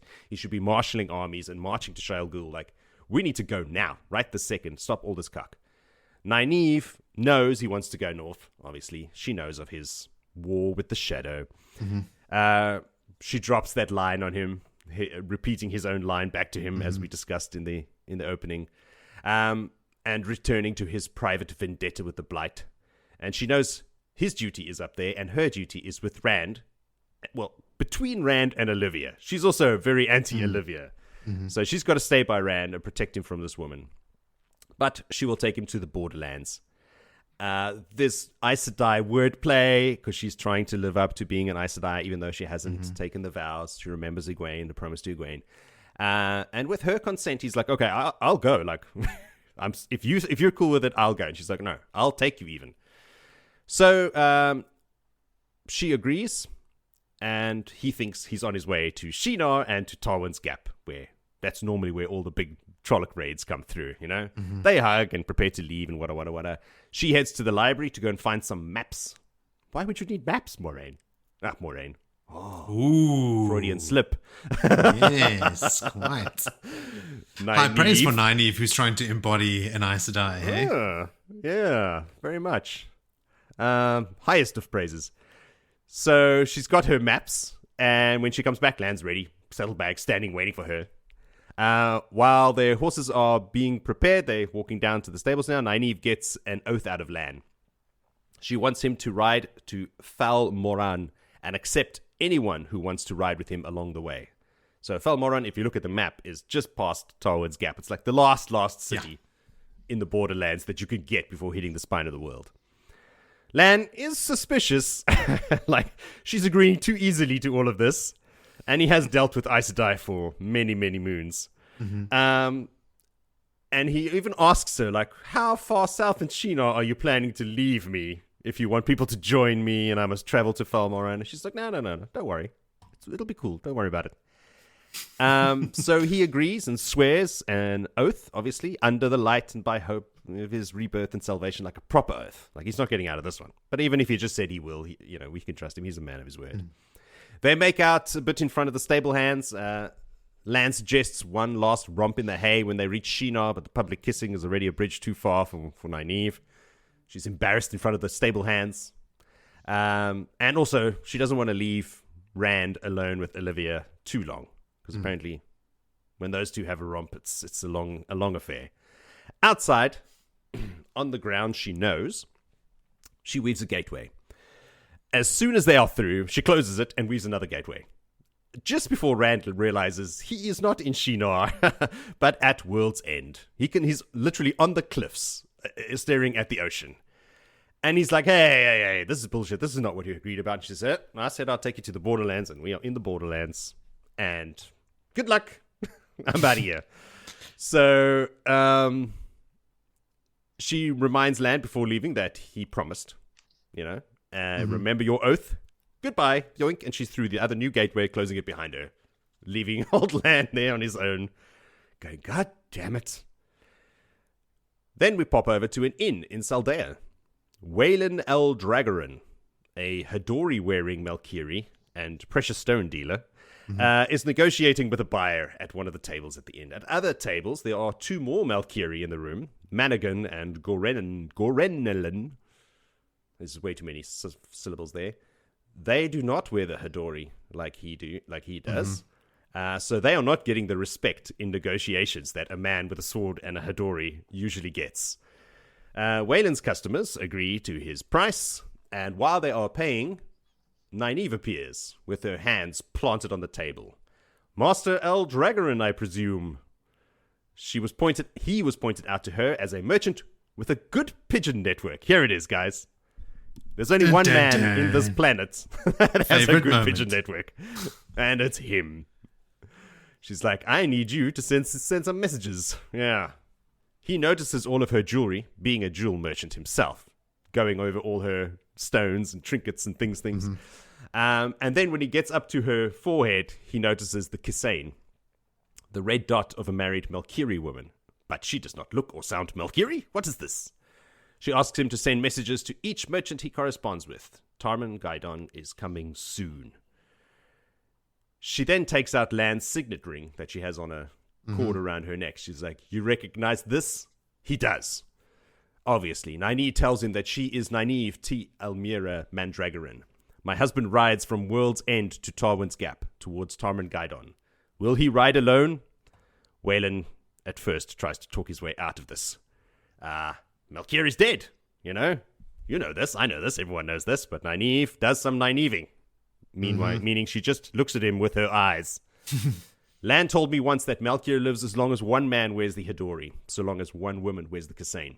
I wear the Kasain, Lan wears the Hadori, and so do you. Will Lan Mandragoran ride to the last battle alone?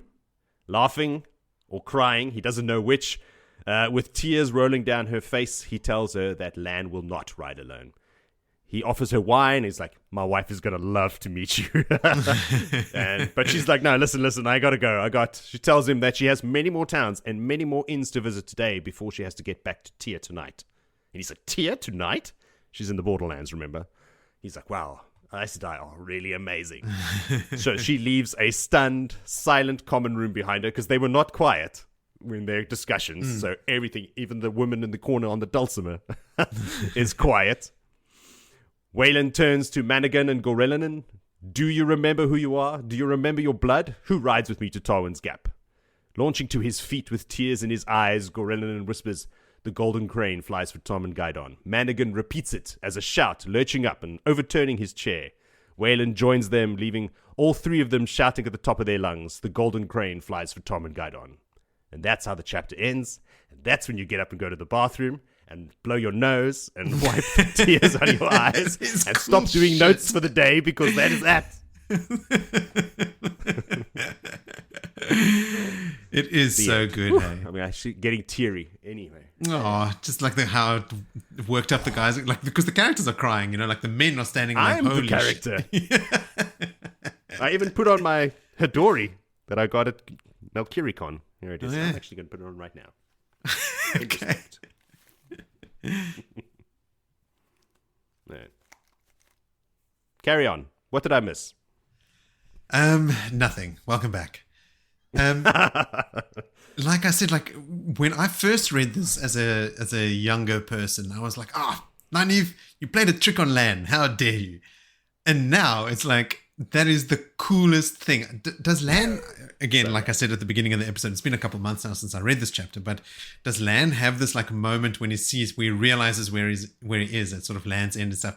Does he sort of have like a moment of admiration for Nynaeve and her trick? I feel like he had this sort of like wry sort of response to what she did to him. Like he's like, you beautiful I'll have bitch, to double you check. got me. But yes, he may not have stated it in the text, but we all know what he was thinking. Yeah. Like, well played. Because it was expertly played, wasn't it? Like, I mean, her whole lead up to it, and then like what she Got him to swear the oath, to collect men along the way. Like, he knew I'll something drop was up. you just outside. He's like, Yeah. there'll be like maybe one or two guys want to come and spend some time with me. No, I'm going to drop you all the way down on the East Coast, on the West Coast, and then you can ride on a very long cliffside, way. like as far east as she could possibly get. Without falling into the ocean. Yeah. There you go. Yeah, it's so good. I didn't have an awful lot of notes for this chapter. Vil, did you have anything you wanted to say here about the earlier part, let's the quickly body hop back cleanup? because the land bit like throws everything that happened there Yes. out Yeah, in who the cares way. what happens before? Rand's wedding gift to Loial is, hey, go close some way gates for me. Obviously Rand's Taviran playing heavily into swaying Elder Haman, and even Cat Sway's like, You could. jeez. It seems so out of character for Elder Hammond to like just go with Loial's very short speech. Their whole like definition there, the definition of the ogre is about how they elongate everything, and Hammond is supposed to Elder Hammond, bang, sorry bang. Jody, is supposed to sort of like personify that aspect of it as well. He was always the one that Loial feared repercussions from, Elder Hammond and his mom. So for him to sort of like go, okay, your short speech was fine. Also, I'm not going to speak at the Great Stump where we might talk about opening the Book of Translation and moving to another reality. So you just handle that, like super out of character. So Vil, I can definitely see some kind of Taveran In his mind, all the interference travels that he went through now, chasing after Loial and hearing all of Loial's adventure and heroics and Aerith repeating it, he was like, yeah, I'm going to get me some of this adventure. I'm Yeah, done teaching some kids. youth. Facing down this 100,000 Trolloc army didn't feel so bad. I could do this again. I can handle some gates. Just make sure I'm Taking some leaves off. I'm fine. Yeah, that'll be fine. Then Bashir, talking to Rand Hmm. about meeting the Daughter of the Nine Moons, Yes. goes to Suroth, never gets to speak to anyone but Suroth, and all the servants' tongues are cut out. Yeah. Do you think it's a trap? God damn, it's a trap. I think even in the chapter where they're going to the meeting, I think everyone is like, this is definitely a trap, right? And Rand's like, yeah, I know it's a trap. No, let's walk into this trap. Yeah. Yes, and then Nynaeve. Aes Sedai ring spotted, but don't look at the ring, look at the Kaisign. This is the ring that you're focusing on. Now look at this ring. This ring, this Kaisign. The Aes Sedai ring don't mean shit now. Listen to me. This ring around my neck and this Kaisign on my forehead. That Will means you she's their ride? queen. Yes. Basically, yeah. Shit, I didn't even consider that. This is their Malkiri queen asking them, are you Yeah. going to follow your king into the final battle? Do you have any honor? Do you remember your blood? You're so You good. said that, but still. shit. Many cool things were said. Let's just Yeah. agree on that. The goosebumps all over. Just when you speak it out loudly, then yes, again. Oh, yeah, that's all I have. I've got some notes here about stealing Shanghai. Was that mentioned in this chapter? Is that where... Oh, that's where the Great Stump is, and where Rand is going to go drop them. That is Loial's homesteading. That's where Loial is from. Yes. Yes. It's also the southernmost steading on the spine of the world. So it's like right back down in the bottom corner. Actually, not very far from Tyr at all. Yeah, in between the mountains.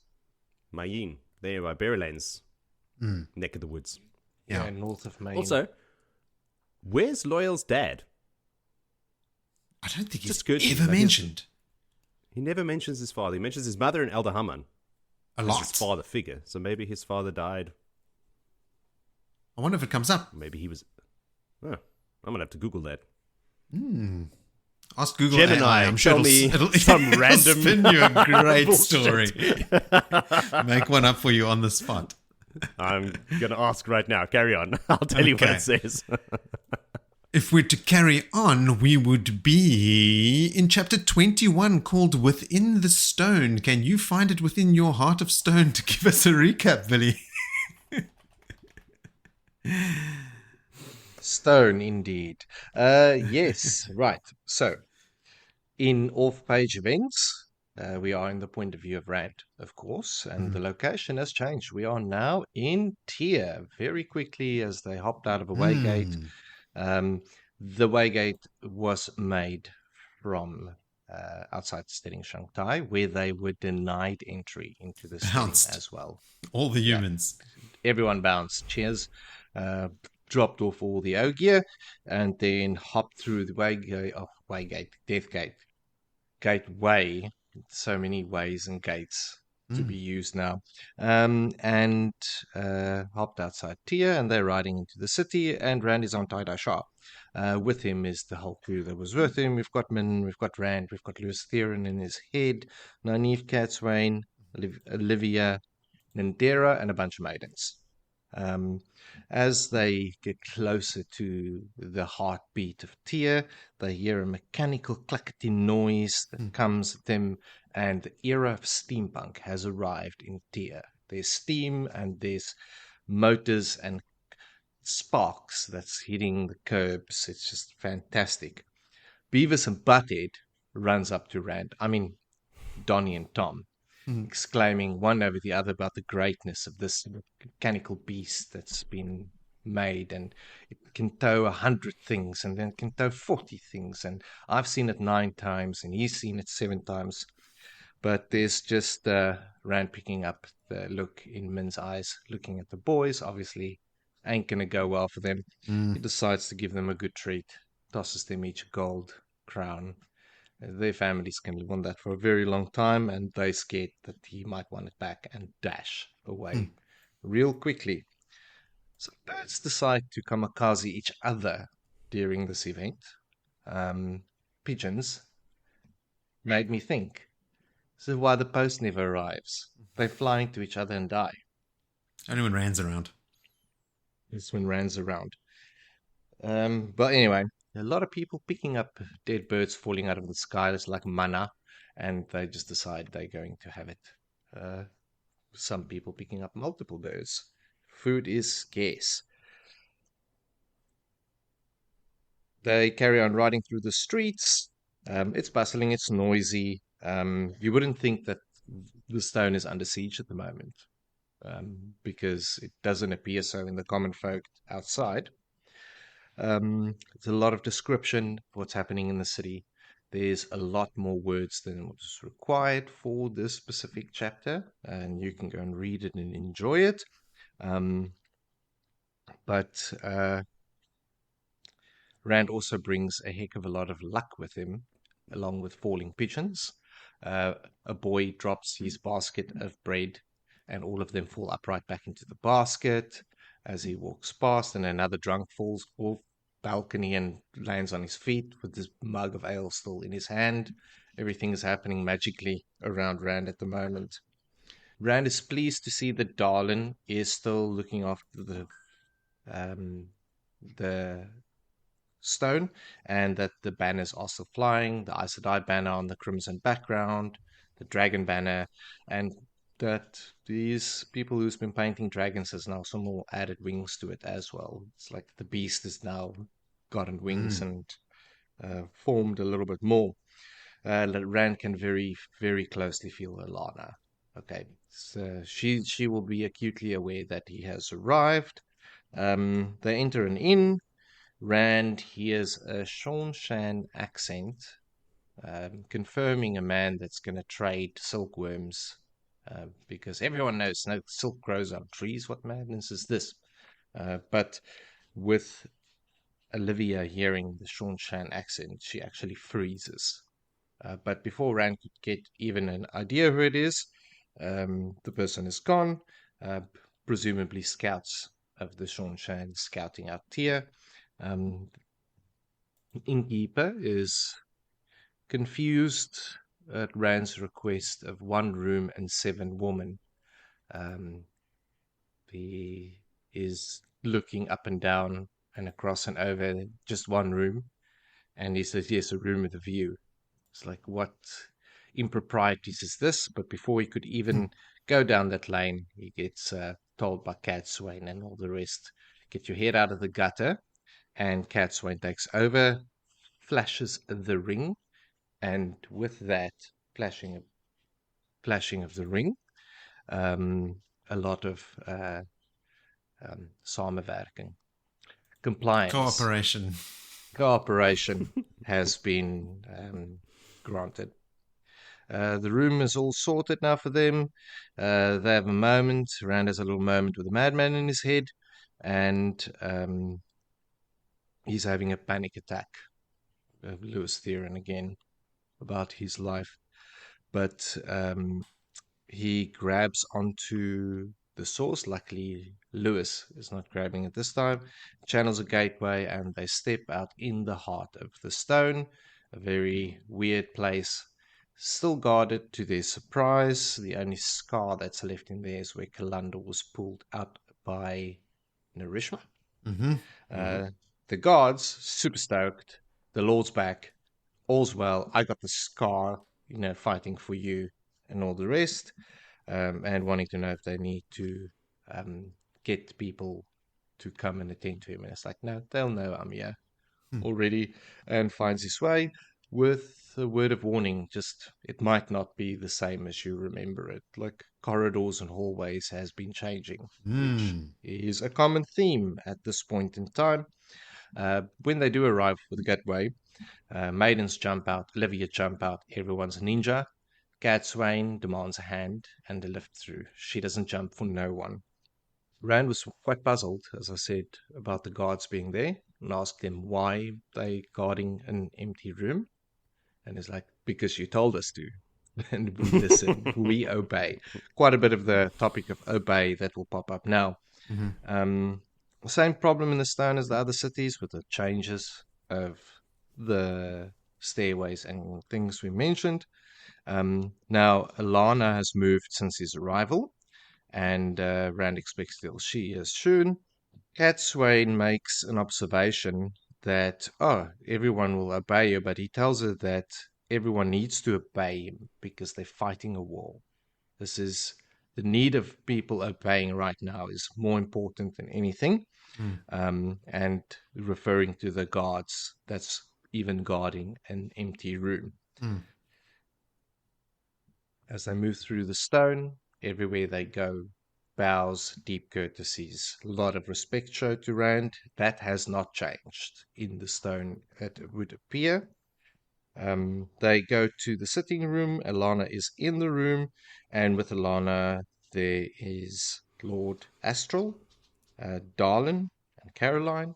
None of them aware that he's there, so he's actually quite surprised that Alana didn't make alarm. She kept the secret of him arriving there with her. Wine is being offered, all the formalities, who gets wine first, confusion about if Olivia gets before Min, and yada yada yada. Rand is pissed. Guess who's also there? That shouldn't be there. Your mate. Jody's mate, Wyramon. He is in tear because he thought he needed to be there. There's siege. All that he done, he arrived with the cavalry and caused death and caused the breakdown of the negotiations to happen. And he's like, well, I had to come and help my mate, Darlin, and I'm better at hand than this side, yeah. Rand is pissed off. Tells him, next boat out of here. Go back to where I sent you. I don't want you here. Protest, but he basically tells him to obey in no uncertain terms. And then Catswain says, one. Continuing conversation to feeding the city with Darlin, what has been done. Caroline informing we're trying to get live animals in because meat just spoils within 2 days. It has been a challenge feeding the city under siege. And then the besiegers have also been stealing the animals as they try and herd them into the city. So it's a fight on multiple fronts. Bera then enters the room. With difficulty, the maidens went to accommodating, letting her in. The Green Sister then removes a cloak, and she is not surprised to see him after learning that the others from Ilian is arriving. So the whole entourage riding hard from Ilian, which is a surprise to Rand as well. Because, again, a lot of people not obeying and following his orders. He loses it about it, and Catswain counts 2. He ignores that, and Catswain prompts her, hey, maybe ask her what happened. I think that she might have good news, referring to Bera, which she does, and she's like, yep, we have struck an accord. Agreement was made in the negotiations. Darlin will be in place as a steward. They will for 1 year pay recompense to the siege, feeding the city. They want their lands and titles reinstated, and Darlin will be raised as king of Tyr, which is everything that Rand wanted, but he has a little hissy fit about swearing oaths and blood and bloody ashes. They can all go screw themselves. They're not getting titles and lands back. And Catswain counts 3 and wallops him across his backside. All the Aes Sedai and everyone that can channel can see that. And she then gives him stern advice. Your terms were met. Every single one of them. Mm. If you needed it to be more specific, you should have added that in. But Bera got what you asked for with Alana and more. So you don't go back on your word. And Lewis reminds him, yeah, otherwise no one will respect you. And Rand's like, oh shit. Now even the madman in my head is correct. Mm-hmm. And teaming up with Cat Swain. Anyway, they got what they wanted. They're paying fines. King Darlin and Queen Caroline, because Darlin asks if he'll, do it with her. Marry him. Marry and rule together. Yes. And Min wants to design the crown. She already has seen it, obviously, in a vision, so she wants to go and make it. Ran is like, bloody congratulations, but do your thing, get your crown, and get the army ready. Because we are moving. We are moving to Aradaman as soon as possible. And Wyraman is like, I need to be part of this. I need to be part of this. And reluctantly, Rand allows him to be part of it. And everyone asking, why are we moving to Aradaman? It's because Tamaran Gaidon is coming. Tamarin? You're going to Aradaman to get ready for Taman Gaidon. Yes, Taman Gaidon is what I said. I know. That's the end of the chapter. A lot of people throwing around the Tormund Gaidon words, eh? My note is get used to this phrasing. Yeah. Yeah, Jody, what do you got? The two least favorite Jody people in one room, in one chapter. Gadswing and Wyramon. Oh, Waramon, of course. What a dude. I was thinking, he is the true Lord of Chaos. That's what the book is referring to. He's managing to hide the fact that he is a dark friend by playing this pompous buffoon role. Do you think he's playing? No. I think he's just so stupid that no one could possibly imagine he's a dark friend. No. I don't even think he knows he's a dark friend. He doesn't even know.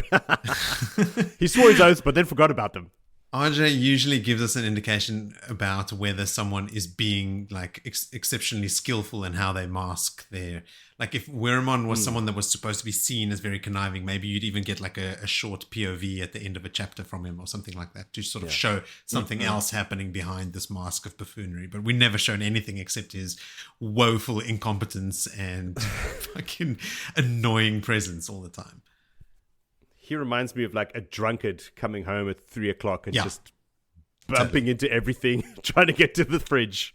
That's him. Totally. Okay. Anything else? I've got quite a few notes on this chapter. Wow. Notice. Note away. New word. Maunder. Do you know this one? Is a verb meaning to talk or move in a rambling, aimless, or confused way, often without clear purpose or logic. Rand thinks to himself, Lews began to maunder on about taxes and money creating jobs. Sort of just rambling. He wasn't maundering. You should have listened to him. He was giving you some advice on how to run a state. Alana says to Rand that she's barely aware of his presence in her mind anymore. It's like the girls have somehow pushed her aside and she can now barely tell which direction he's in. That's all. Which is, my note is interesting if true, but we know her to be sworn to the oath rod, so she is absolutely telling the truth. Just a interesting phenomenon. I wonder if the girls experience a diminished version of the bond because they're now sharing it 4 ways. My question is this happening to Alana because there's just so many people now bonded to Rand? Or because the girls have a very special kind of bond? It's not the regular old... I'd like to think the latter. They know where Rand is. They can feel Rand. Min can feel his emotions. They're in the same room. Min's there, Alana's there. There's a direct comparison, and Min is tuned with him. Is it in the... I think it is the latter. I think so. Well, again, I'd like to think so. How many Greens have 4 warders, 5 warders? It's not a thing to them, and they never complain about it. That's true. A diminished... think about this. Because the multiple men connected to one woman, not multiple women connected to one man. It's a way that it could be Now different. everything's up in the air again. It's just funny to think like, okay, so it's obviously Elaine, Avienda, and Min, and Alana are all in there. Rand's other part of his personality, Lutheran, also in there. Moradin, also in there. Like they see each other and stuff. Yeah. Matt and Perrin with the swirling colors and stuff, also in there. That's 8 other people other than Rand. So 9 mental and emotional connections with people around the world. He is getting spread pretty thin. He should be 100% insane by now. So He kind of is. kudos to him for, maintaining some sort of Keeping it together. sanity through all of this. Yeah. Is it in the previous chapter, is there the interaction between Cadswain and Min when Rand is holding all that, like channeling so much of Sidene and Logan, it's like, all right, switch it off now. And when Cadswain asks Min, what is he feeling? Is he feeling fear? She sort of threatens Min, and Min goes, he's never afraid, unless he never feels fear, unless it's got something to do with me or someone, like I think she meant to say Elaine or Avienda. And then Rand says something to Cadswain about like something inane, but then he also says, never threaten Min again. Like he gets pretty serious with her. I thought maybe it was in this chapter or the previous one, but he is very curt with her and very direct. And she says something. In my previous chapter. Tell me what he's feeling or I'll something. And Rand is like, I'm fine. Just talk to me and it's fine. But don't you ever threaten Min again. So let's see if that is another trigger for Rand's eventual explosion at her. And let's see if if Cadswain ever threatens Min again. Yes, Or exactly. did she take that seriously? Yeah. Rand thinks to himself about like some of the guards and stuff. He could sweep away a few hundred men like so many moths. A few hundred men, as if they were a few hundred moths. He could just sweep them away. It's not a problem. Casual. The dragon painting that you were referring to, Vil, is the sign of an inn. And it is a dragon with teeth and wings, which I'd always kind of imagined wings, but like in most of the sort of ancient Oriental dragons, they don't have wings. They're just like these large worm-like creatures. Yeah, they can fly, but not with wings. They fly with magic. I mean, they're not giant magic beasts. They don't need aerodynamic physics to aid them in any way. So it was just cool to think like, oh yeah, no, Rand's tattoos don't have wings, and apparently don't have teeth. Do you watch Raya, that animated movie? The Last Dragons? The Last Dragons, Yes. the Magic Dragons, then you understand what Rand's dragons look like. That is about Eastern dragons, right? Yeah. It's pretty funny to think Moradin is also feeling sick when Rand does. So like when Rand sees his face when he's channeling and feeling sick, you can sense Moradin's frustration with also feeling sick. I'm just imagining Moradin like being all weird and eccentric with his forsaken lackeys and the trollocs and stuff, and then suddenly having to feel like nauseous, like being annoyed with Rand about it. Good. Screw him. I wonder if like, because Moradin only uses the true power, as has been established. If he had to channel the one power, would Moradin also get sick and maybe make Rand sick? We don't know because Moradin never uses the one power.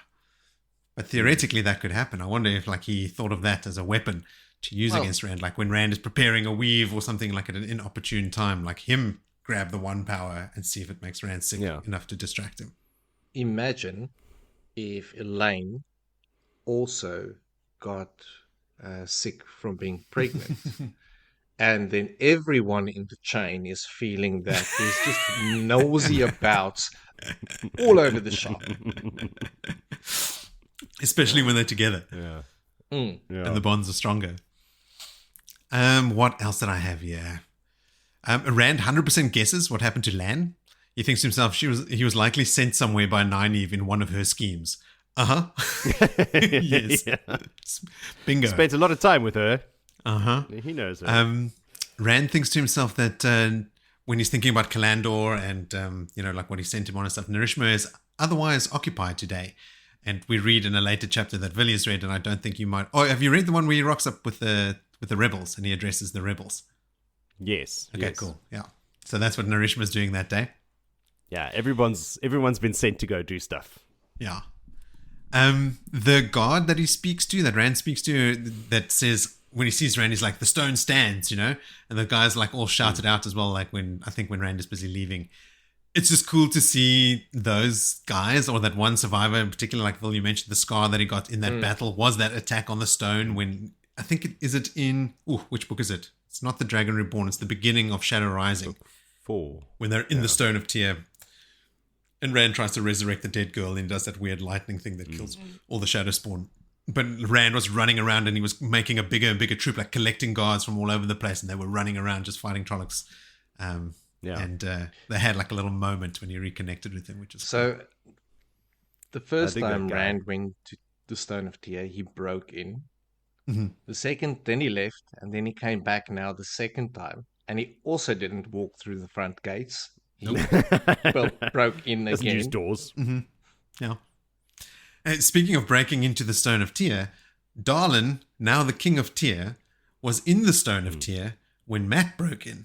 And they had a little fight. They had a little sword fight. And Darlin was beating Matt until Matt got like a lucky stroke, like it turned around or something and knocked him in the head. Or like it was one of Matt's like luck moments that got him through it. Darlin was giving him a hard time with the sword. Like he wasn't just coming at him. And the hallway, I think, was also kind of like restricted. Like Matt couldn't use his quarterstaff like quite like he normally would. Julian's been with Matt since then. Yeah. Forget about old Julian. He's there in the background now. Never forget. But I like that guard with the scars. Like, this is the situation. Standing guard, dead silence in the dark. Suddenly, gateway appears. Dragon Reborn's out. He goes, "Hey, Dragon Reborn, check out my cool scar." Like immediately. From like 2 years ago. No fear. No like, oh, my lord, Dragon. I was like... It is cool. And it's cool that Rand has like, he acknowledges this and he knows this and he recognizes it, you know, like he's not being all dismissive of this guard. Like he was comparing the others to moths. Willie, you mentioned this interesting to Rand. So Rand notices that Alana didn't tell anyone else that Rand had arrived.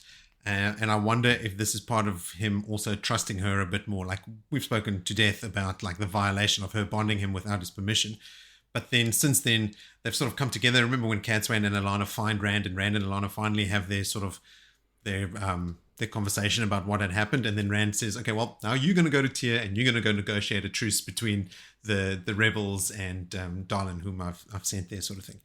And so Rand is already now like, he's gotten past the whole bonding thing. Alana's gotten past it as well. And he's now actually just using her as another one of his many tools that he has. And maybe trusting her a little bit more, noticing that she has not told anyone he's there and, can keep a secret. And did a good job in the negotiations. Got him everything he wanted. Totally. Rand... Oh, so back to Darlin again. When he sees Rand, he says, "I'm glad to see you better than when I saw you last." Which is the last time Darlin saw Rand, he was carrying Rand over his shoulders out of that fog and mist attack with Payton Fane's arrival. And like when Cadsuane and was it Bera and Karuna, maybe even like some Aes Sedai were with Cadsuane at that party that, oh God, who was the Lord Torum Raiton? He was the one. Yes, his party, and so blah blah blah. And so Rand was like deathly ill, and like Darlin and Cadsuane and these other Aes Sedai bought that apple farmer's cart or something, and like loaded Rand on the back of it and raced back to Kyrian to get him back to like the healers and stuff. Like that's when Darlin saw Rand last. He's like, okay, cool, yeah, I'm glad to see you looking better, and yeah, quite a lot better, I would say. Just cool to think like Darlin has had these like interactions with Matt and Rand at like crucial and pivotal moments, and here he is, and Rand is saying, "Okay, cool, you can be king. You'll be king of Tyr." And I don't know if it's just because everybody's a bad guy that you don't know, but when we're reading about Darlin at the beginning, like my memories of Darlin are always like, watch out for that guy. But no, like he's a really cool guy. He's capable and loyal, and he speaks nicely to what is Moraine's cousin's name? Caroline. He seems like a stand-up guy. Yeah. And speaking of Torum Raiton again with that party, this is a callback to another conversation that we never quite resolved. So bear with me here. There's another lady in this room, an Anayela, right? She rides with Rand, so cast your mind back to Path of Dagger. She rides with Rand when Rand's forces attack the invading Seanchan just outside of Ilion. When Rand is struck by an arrow and hits the ground, she rushes to his side with Aelil Ryotan, Torum Ryotan's sister. Mm-hmm. So it's this Anayela, who is now here in Tyr with Weiremon all of a sudden, and Aelil Ryotan, who are sort of debating, like, should we kill Rand or protect him? Like, you never know quite. It is unclear whether she means to help or kill Rand. Rand brings Anayela back to Cairhien and gives her servants that are loyal to Rand and to Lord Dobrain. Aelil Ryotan begins the relationship with Shalon Din Togara Morningtide, who is the married Windfinder. That's the relationship that we were talking about a couple episodes ago that is uncovered when Rand is attacked by the Ashaman in Cairhien. He bursts into their room and they're together, and he ties them up and leaves them under a bed, unknowingly uncovering their little tryst. And Cadswain takes control of them. Cadswain and yes, was it not Varian? They find them, yeah. Cadswain and her little cadre of Aes Sedai that were loyal to her. Yes, so there's that resolution to... Who was that relationship? Oh. Was it Talan? No, it was Shalon and Aelil Ryotan, Torum Ryotan's sister. That is it from me. My last note was just that last line. You are going to Aradoman to get ready for Tarman Gaidon. And then my note is, get used to this phrasing, which is specifically relevant to our next chapter, which is chapter 22, called To Make an Anchor Weep. Joe, please anchor this episode with a final chapter recap. All right. As long as you're not asking me to make you weep. Nah. No So I need. can do that too. Just let me know. Oh, the text will do it. Speak of the devil. We are on a boat with Hareen Din Togara, 2 Winds, and her sister and Windfinder, Shalon Din Togara, Morningtide. There she is. Well, just mentioning her. And her deck mistress, Jaden. We don't know who. some woman. Crossing the harbour of Tyr towards a Seafolk ship for a meeting with the first 12, where they are going to meet an emissary from Rand. Who might this mysterious person be? She's been to that ship before to answer for her very shitty deal that she made with Rand and was beaten for it. Mm-hmm. So she has some nasty memories on that place. When she gets there on board, there are mixed reactions to her arrival. Some give her the stink eye, others ignore her, and some greet her with warm affection, her friends from long, long ago. But the general consensus is that she should have resigned after that disaster of a bargain she made with Rand. And that was the bargain that they made on the ship on the river when Rand walked in and Tavirened everybody and then left and left the Aes Sedai to finish the bargain. That whole thing. So it's not her fault. But that does not matter at all to the rest of the Seafolk. But she's not going to resign because Min had a viewing that she would become mistress of the ships, and an Aes Sedai confirmed that Min's viewings are always true, and she knows that Aes Sedai never lie, so she agrees. You know, she's like, all right, well, I have to stick around. I'm not going to give up. I'm going to be in everyone's faces until I get what I want. And I'm wondering if that is actually the reason she becomes mistress of the ships, because she has this idea that she is going to, so she won't give up. So that whole fact of not giving up is actually what brings her success, is my theory. They take their seats around the table and are served wine by an Aes Sedai slave, I've written, called Amelia. One of the Aes Sedai sent to teach the Seafolk in part of that bargain, but the Seafolk and the Aes Sedai have very different interpretations of what their roles will be in Seafolk society. Turns out the Aes Sedai are bitches. They are dogs. They are like, you don't even respect for like a teacher. You respect your teacher, but not these guys. No. She's been beaten several times. She's tried to run away 3 times, the Aes Sedai. She's like, no, this is not what I signed up for. I'm out of here. There's discussion as well about using gateways and how amazing gateways are, that they've learnt about them now. But she's like, oh, I can't make them big enough to put a ship through it, so what's the point? They're kind of like narrow-minded on what it is, and you can't open one on on a deck of a ship because it'll damage it. I was like, and I thought at that moment, it's like, why don't you just raise it higher? And I thought, okay, maybe the seas are No, rougher Jody, than I the real question is, why use ships for anything? Yeah, I went down a whole rabbit hole thinking while I was reading. I mean, I had this note about Hareen, who can only think Yes. about gateways in terms of ships. She is so, like you said, like just single-minded, like ships, right? Like, so how do these work with our ships? Yeah. Oh, gateway is cool. And with the ships, they do what exactly? But she is just being Make very ships narrow-minded. obsolete. Yeah. Also, all they know is ships. They're the sea folk. It defines them. It's in their blood. They're not going to give up their ships. No. I still want to know, like, good thing. can't they realize they can make a gateway in the ocean and flood a room, sink a ship with a whirlpool? Don't think they have thought that. No. I'm sure. Listen, it's the leaders, these ship mistresses and whatnot, that are the closed-minded ones. These windfinders. Yes. They're gonna find some shit to do with Exactly. power and Hareen gateways. can't channel. Yeah. Shalon can. So, where are we? Amelia. Yeah, having a hard time. All right, so then... Oh, I forgot to write her name down. Zaida arrives. She's the mistress of the ships at the moment, as you recall. Zaida arrives with her entourage. She's also not stoked to see Hareen there. There's comments and stink eyes and all things that I'm not going to. And there's a bunch of sea folk in this room. And they are all named. And you could read it in the book. They take their seats. Yes, all right. And then the emissary arrives because he was a bit late. And it's Logain. So that's where Logain was sent.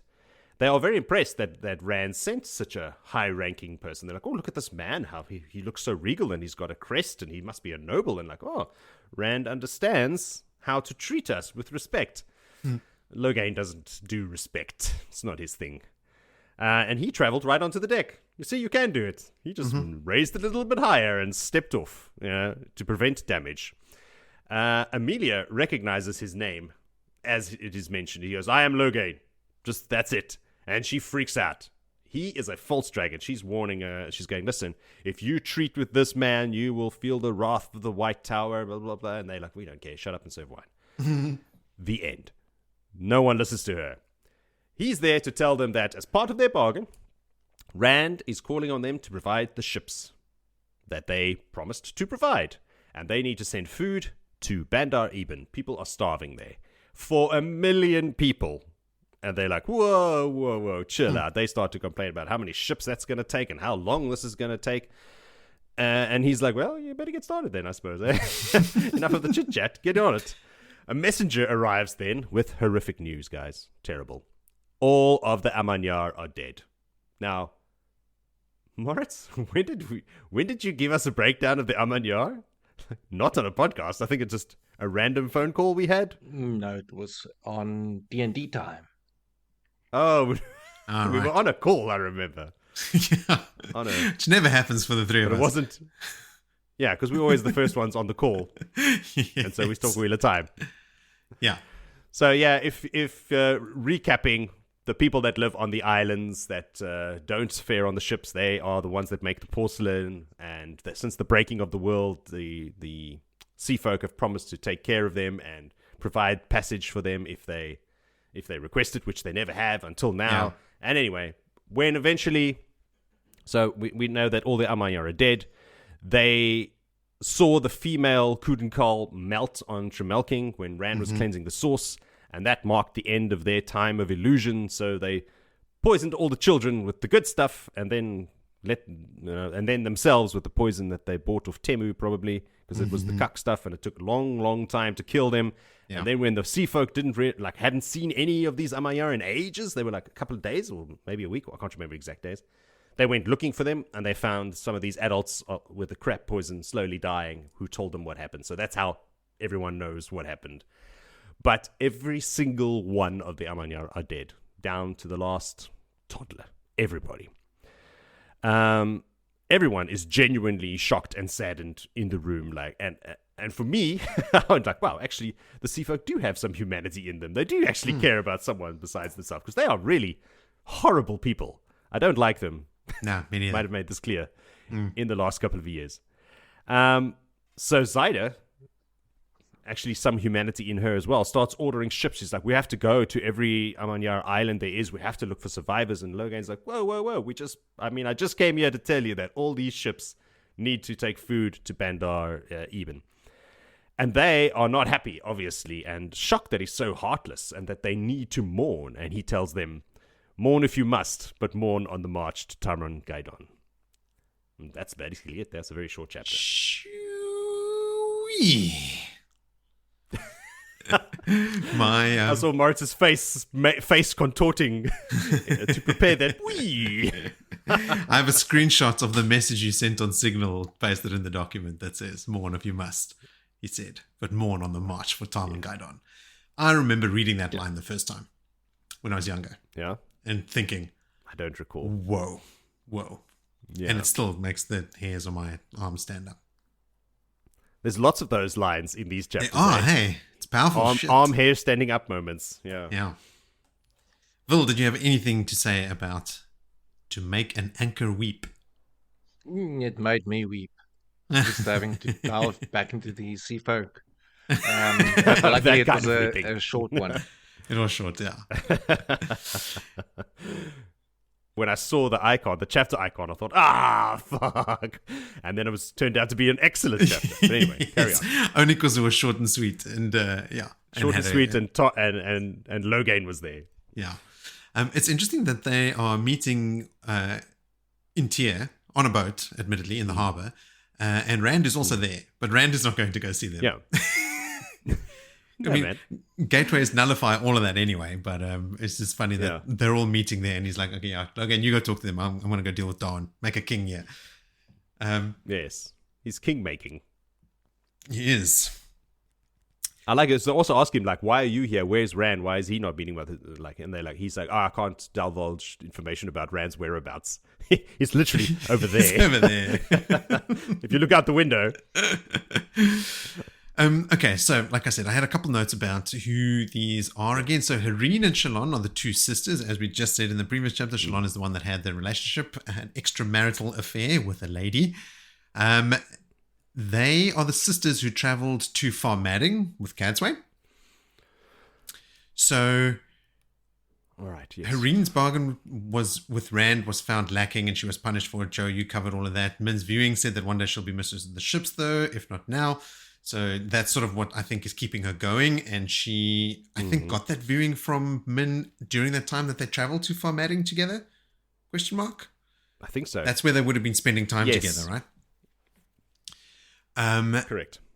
And also, is that where Rand met her? Is that before or after the bargain?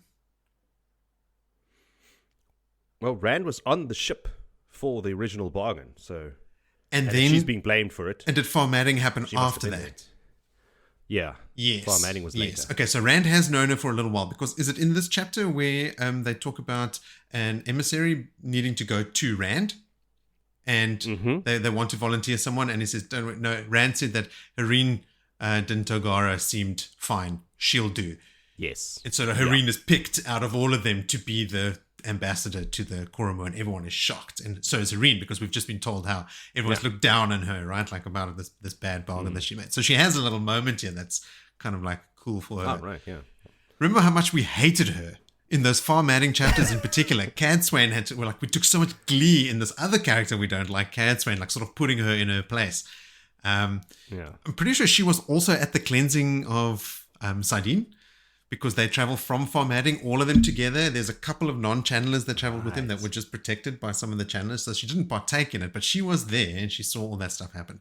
So Rand has this, like, there's a connection with him and Hareen already. It's probably the leading, or like a Seafolk leader with whom he has spent the most time. And I just love Logan's phrasing as well. It's like, Rand says that this Hareen Dintogar, or whatever her name is, she seemed fine. She'll do. Thank you. No negotiation. That's who Rand has picked. Yeah. So fall in line. Rand, like us, can't keep track of them and doesn't care. Remembered one. That's the one. I know a Hareen. Is that it? Hareen? Something like that. It's cool how the Seafolk, they refer to ships in the male gender, like how it's just the flip of what we do, obviously. I think it's one of the Seafolk leaders is described to have a gimlet eye. Have you ever heard that expression before? I did, and I Googled it, and I didn't Google it. I was on the Kindle, and it did not provide me with any. Gimlet or gimbal? Gimlet, like the drink. Gimlet eye. It's a piercing or a watchful stare. It's like that Harry Potter character it's sort of like his magic eye.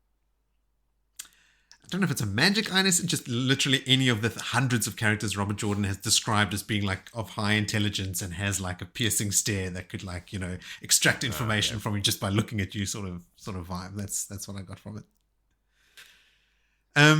Hareen admits to us, or is it Shalon? We're in Shalon's point of view, right?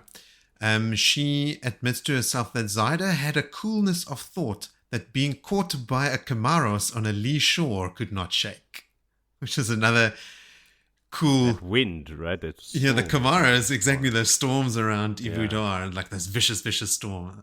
It's just like one of those examples of RJ writing and using phrasing and stuff from the person whose point of view we're reading from. So like reading from such a rare point of view as a Seafolk one, it is a cool metaphor. I then had some notes about Hareen not being impressed by traveling because she can only think about things in terms of ships. Logain here says when they talk about the cleansing of Sidin, Logain says the Creator showed us a mercy. So it looks like he's still not believing. No. Ironically, Hareen was there and saw it happen. So she actually knows the truth, or at least as far as a non-channeling woman could. And then the last question was just how long does Rand know Hareen for? And we've discussed that already. So like from that bargain and from farm adding and then the cleansing events. That is it from me. Any other notes from either of you? Nope. I'm all good. I've got side quest, little side note about the Lord of the Rings, talking about writing things from characters' perspectives. Mm-hmm. If you've read the three books that make up the Lord of the Rings, and remember that there's a huge tonal shift between the Fellowship of the Ring and the second one. Two Towers? Two Towers. Two Towers, that's it. Yes. Is that the first one is written by Bilbo, and the second one is written by Frodo. Oh, interesting. In universe. So that's why Bilbo is more laughy and like typical Hobbit, having a great time after he wrote The Hobbit, which was also written by his character. Yes. And then Frodo starts taking over the book in Rivendell after the Council of Elrond. And he is much more serious, which is why the tone of the book shifts as well. Interesting fact I found out yesterday. Huh. Cool. I mean, I always remembered about Bilbo writing, what is it, There and Back Again? There and Back Again. A Hobbit's Tale. Of a Hobbit's Tale. Yeah. I was talking to a friend recently who didn't know that The Hobbit was set before The Lord of the Rings because his kids are starting to like get interested in fantasy. And I said, okay, read The Hobbit and then before they read The Lord of the Rings. And he was like, oh, really? In that order? And I was like, fuck yeah, definitely in that order. Yes, it's the way that it's written. Yes. 70 years before the other one. Yeah. Yeah. And the tone is like, it's a much more like kid-friendly book. I mean, there is actually, I remember reading about my first death in The Hobbit when... I won't spoil The Hobbit here. This is a Wheel of Time spoiler cast, not a Tolkien spoiler cast. Back to the Wheel of Time then. Did you guys remember to pick a favorite moment? Several. Me too, Vil. I've got 3. There's so many. And of they course, so many. Everything that things. Happened. It's like, it's like these it's little a bunch of hits, liners, a bunch of hits. Like it's like a 6-pack of small beers. Yes. A tasting plate, a smorgasbord even. Yes. All right, so who wants to go first? We've got 3 that we all agree on. Everybody just pick one. assign one of those moments to each of us, Moritz. Because that's how it's going to end. You know. I'd be interested to hear which 3 you guys pick or which ones you pick. I don't know if they necessarily are going to be exactly the same. Not necessarily. Well. One for me is I've got a straight up the wedding, Ogier wedding. Mm-hmm. 2 questions. That was not on my list. Job is done. Just beautiful. Like no bells and whistles and growing Very of un-Ogier. trees. a very unogious, Yeah. singing a grove into existence to mark the ceremony. No. Do you? Yeah. Yes. You're his boss now. Mom, you're out the picture immediately. It's like Done. the short version from Spaceballs. Mm. Do you? Then Do you? um, obviously Rand in the window frame, channeling Great arrows of one. fire. So good. Super, super, super good. And then Nynaeve pulling Yeah. the queen status of Malkier and Mm. saying, "Do you ride with my husband? Will Yeah. he ride alone?" Goosebumps. Yeah. I actually hadn't I'll thought take about the her last being one. the queen until this episode when we were talking about it tonight as well. So, like, just Until talking you about mentioned it. Kassane. Yeah. Yeah. Like, oh shit, she's a queen. Forgot about that. Good Yeah, shit. so that's my moment. Since I'm wearing the Hadori, I will stick with my Melkiri affiliation. And just for our listeners, Jody is actually wearing a braided thin leather cord around his head. He's not just talking in character here. Jody is literally wearing a Hodori. That's I dedication. found it while cleaning up for New Year's Eve. Nice. In a pile of dust behind my desk. Lan would have been mad. Oh, he'd been so bummed. Do you have any honorable Now I mentions, think he would Joe? have been disappointed. Oh, yes. The one I screenshotted. Mourn if you must, but mourn on the march to Tyron Gaidon. Like, so many. Like, if I have to go back now, we'll have another hour of the podcast. Well, that's an excellent transition because that is, in fact, my favorite moment, which is comes as no surprise to anyone. I'm actually going to read the last little 4 lines just from that chapter. Go for it. He's putting this on is his glasses, obviously after I have to now. This is after Lan has obviously addressed everyone, and like they've said, "Oh, are you mad as well as heartless?" You know, like they need to go mourn, and it then goes, "She might as well have smiled for all the effect her glares had on Logain. As he spoke, it seemed to Hareen that the space turned chill and the light dimmed. She was not the only woman to hug herself against that cold. Mourn if you must," he said, "but mourn on the march for Tarman Gaidon." And just Logain's entire way that he is in that chapter. When he introduces himself, it's not like I am Logain, it's just I am Logain. And probably knows that they'll know that name, or at least some people in that room would know that name. When someone is sort of like skittish and scared of him, he says, "It's been a long time since I ate anyone for breakfast." You know, like he's just like so at ease with these people cracking jokes. And then later when he's relayed this order from Rand, and I think it's probably Zareen who says something about this request, he corrects it and he says, "Not a request, ship's mistress." You know, like, make no bones about it. I'm not here to ask you for anything. I will be respectful, but I'm not scared or intimidated by any of you, and you will comply as per your bargain. Good shit. I've got 2 honorable mentions. One of them is Aerith standing up to Loial's mother, because the wife always takes the lead before the mother. So as soon as they're married, Loial's mum's hold on him is very lessened because Aerith is now immediately. Yes, I like your moustaches. You will keep them and the beard. And should we go You're a hero. adventuring? Are we going to die? Like, what's happening? Like, she seems amped for Loial's adventures, which is super cool. It means like he's finally off the hook, you know, like he has this person who has more authority over what he does, or more influence at least, as they would see it. And she's taking his side very much. And then another one, which is kind of like a bit of a funny one, is after the Trolloc attack, when Rand is holding all that power, Catswain swoops in demanding Min tell her how he's feeling, right? Like that's what we were talking about before. Yeah. And then she goes, firstly, he's never afraid. And then Rand desperately trying to contact Lews Theron in his head while putting on a facade of calm, because like they're all talking about him and are suddenly like hyper focused and worried about him.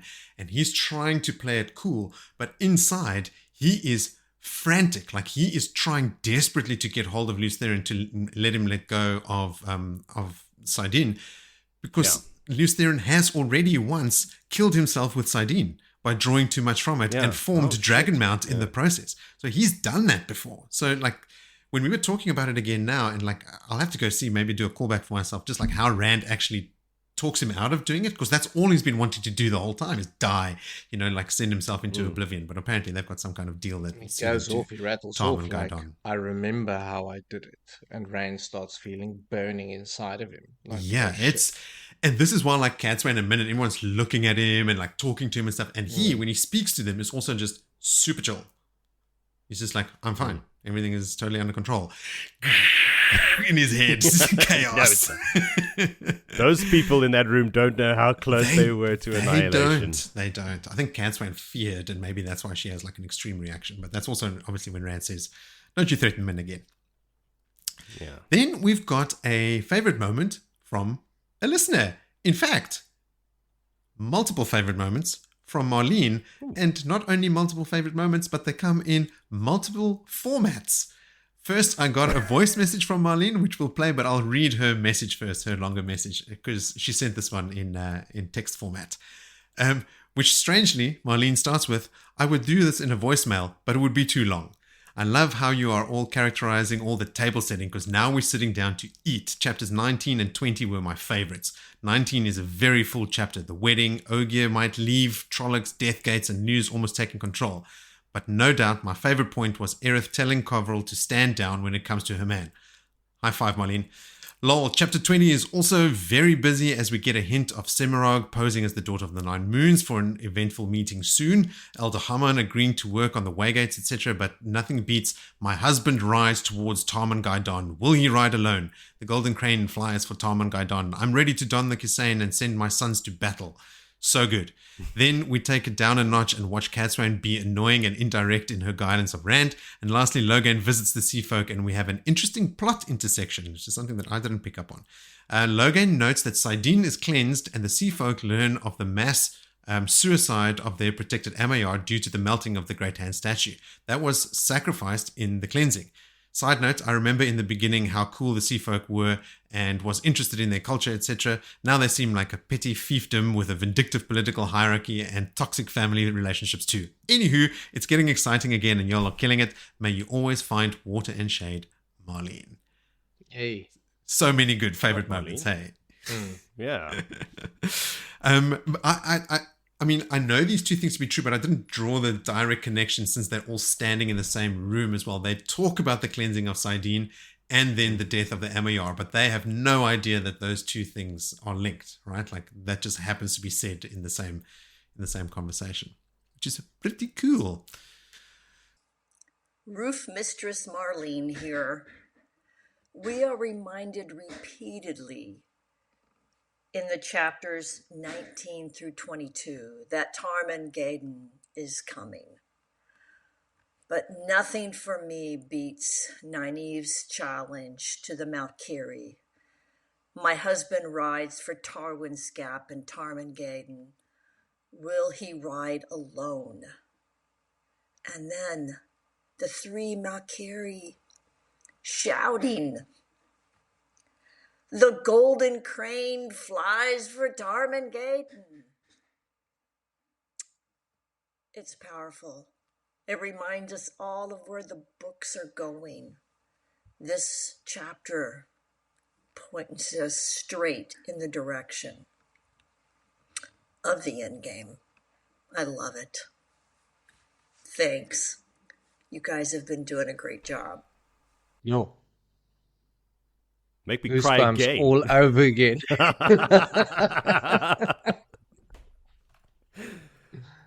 Good shit, hey? Yeah. Yeah. Thanks, Marlene. That's what we like. Both mistress to you. Yes. Like Elder Haman.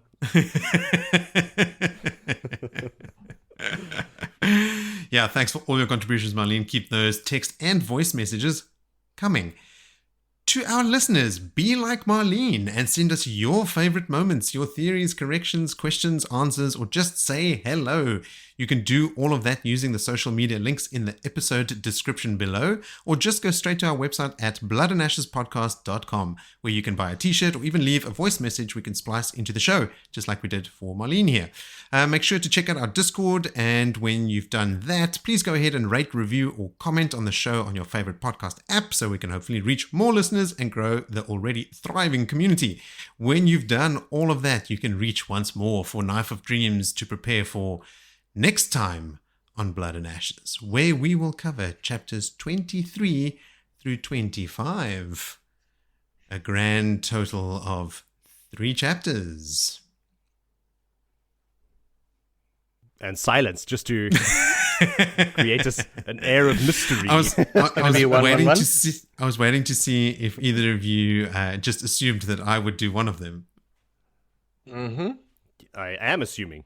That's how math work. 3 of us, 3 chapters. If one of them is short, then Moritz will do it. No, I won't be doing anyone. Joe, you'll be doing 2. You'll be doing A Call to a Sitting. Willie, you'll be doing Honey in the Tea. And Joe, you'll be doing Attending Elida. So it's a tough day at the office for Jody. Willie has a fucking perler. Honey in the Tea. Is that Egwene's chapter? Oh, yes. Mm-hmm. I read that.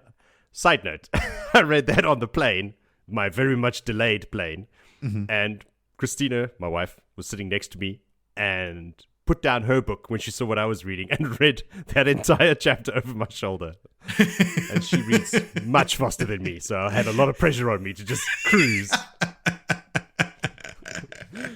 Amazing. That's so good. I mean, I think she made the right choice, regardless of what the other book was. Oh, That yeah. is It was fantastic. Like I said, a great chapter. Good luck, Vinny. But we'll have to wait until the next episode for us to discuss that. And until we do that, I will say to everyone, sleep well and wake. See you all on the march for Timon Gardine. Well, I pronounced that terribly. Timon Gardine. That's it. That's how little respect you have for it. That's Wash the your shoes and emotions. strap those leather straps in. Well, shoe your horses, you mean? Wash the shoes, shoes the horses. Wash the shoes. No one can speak.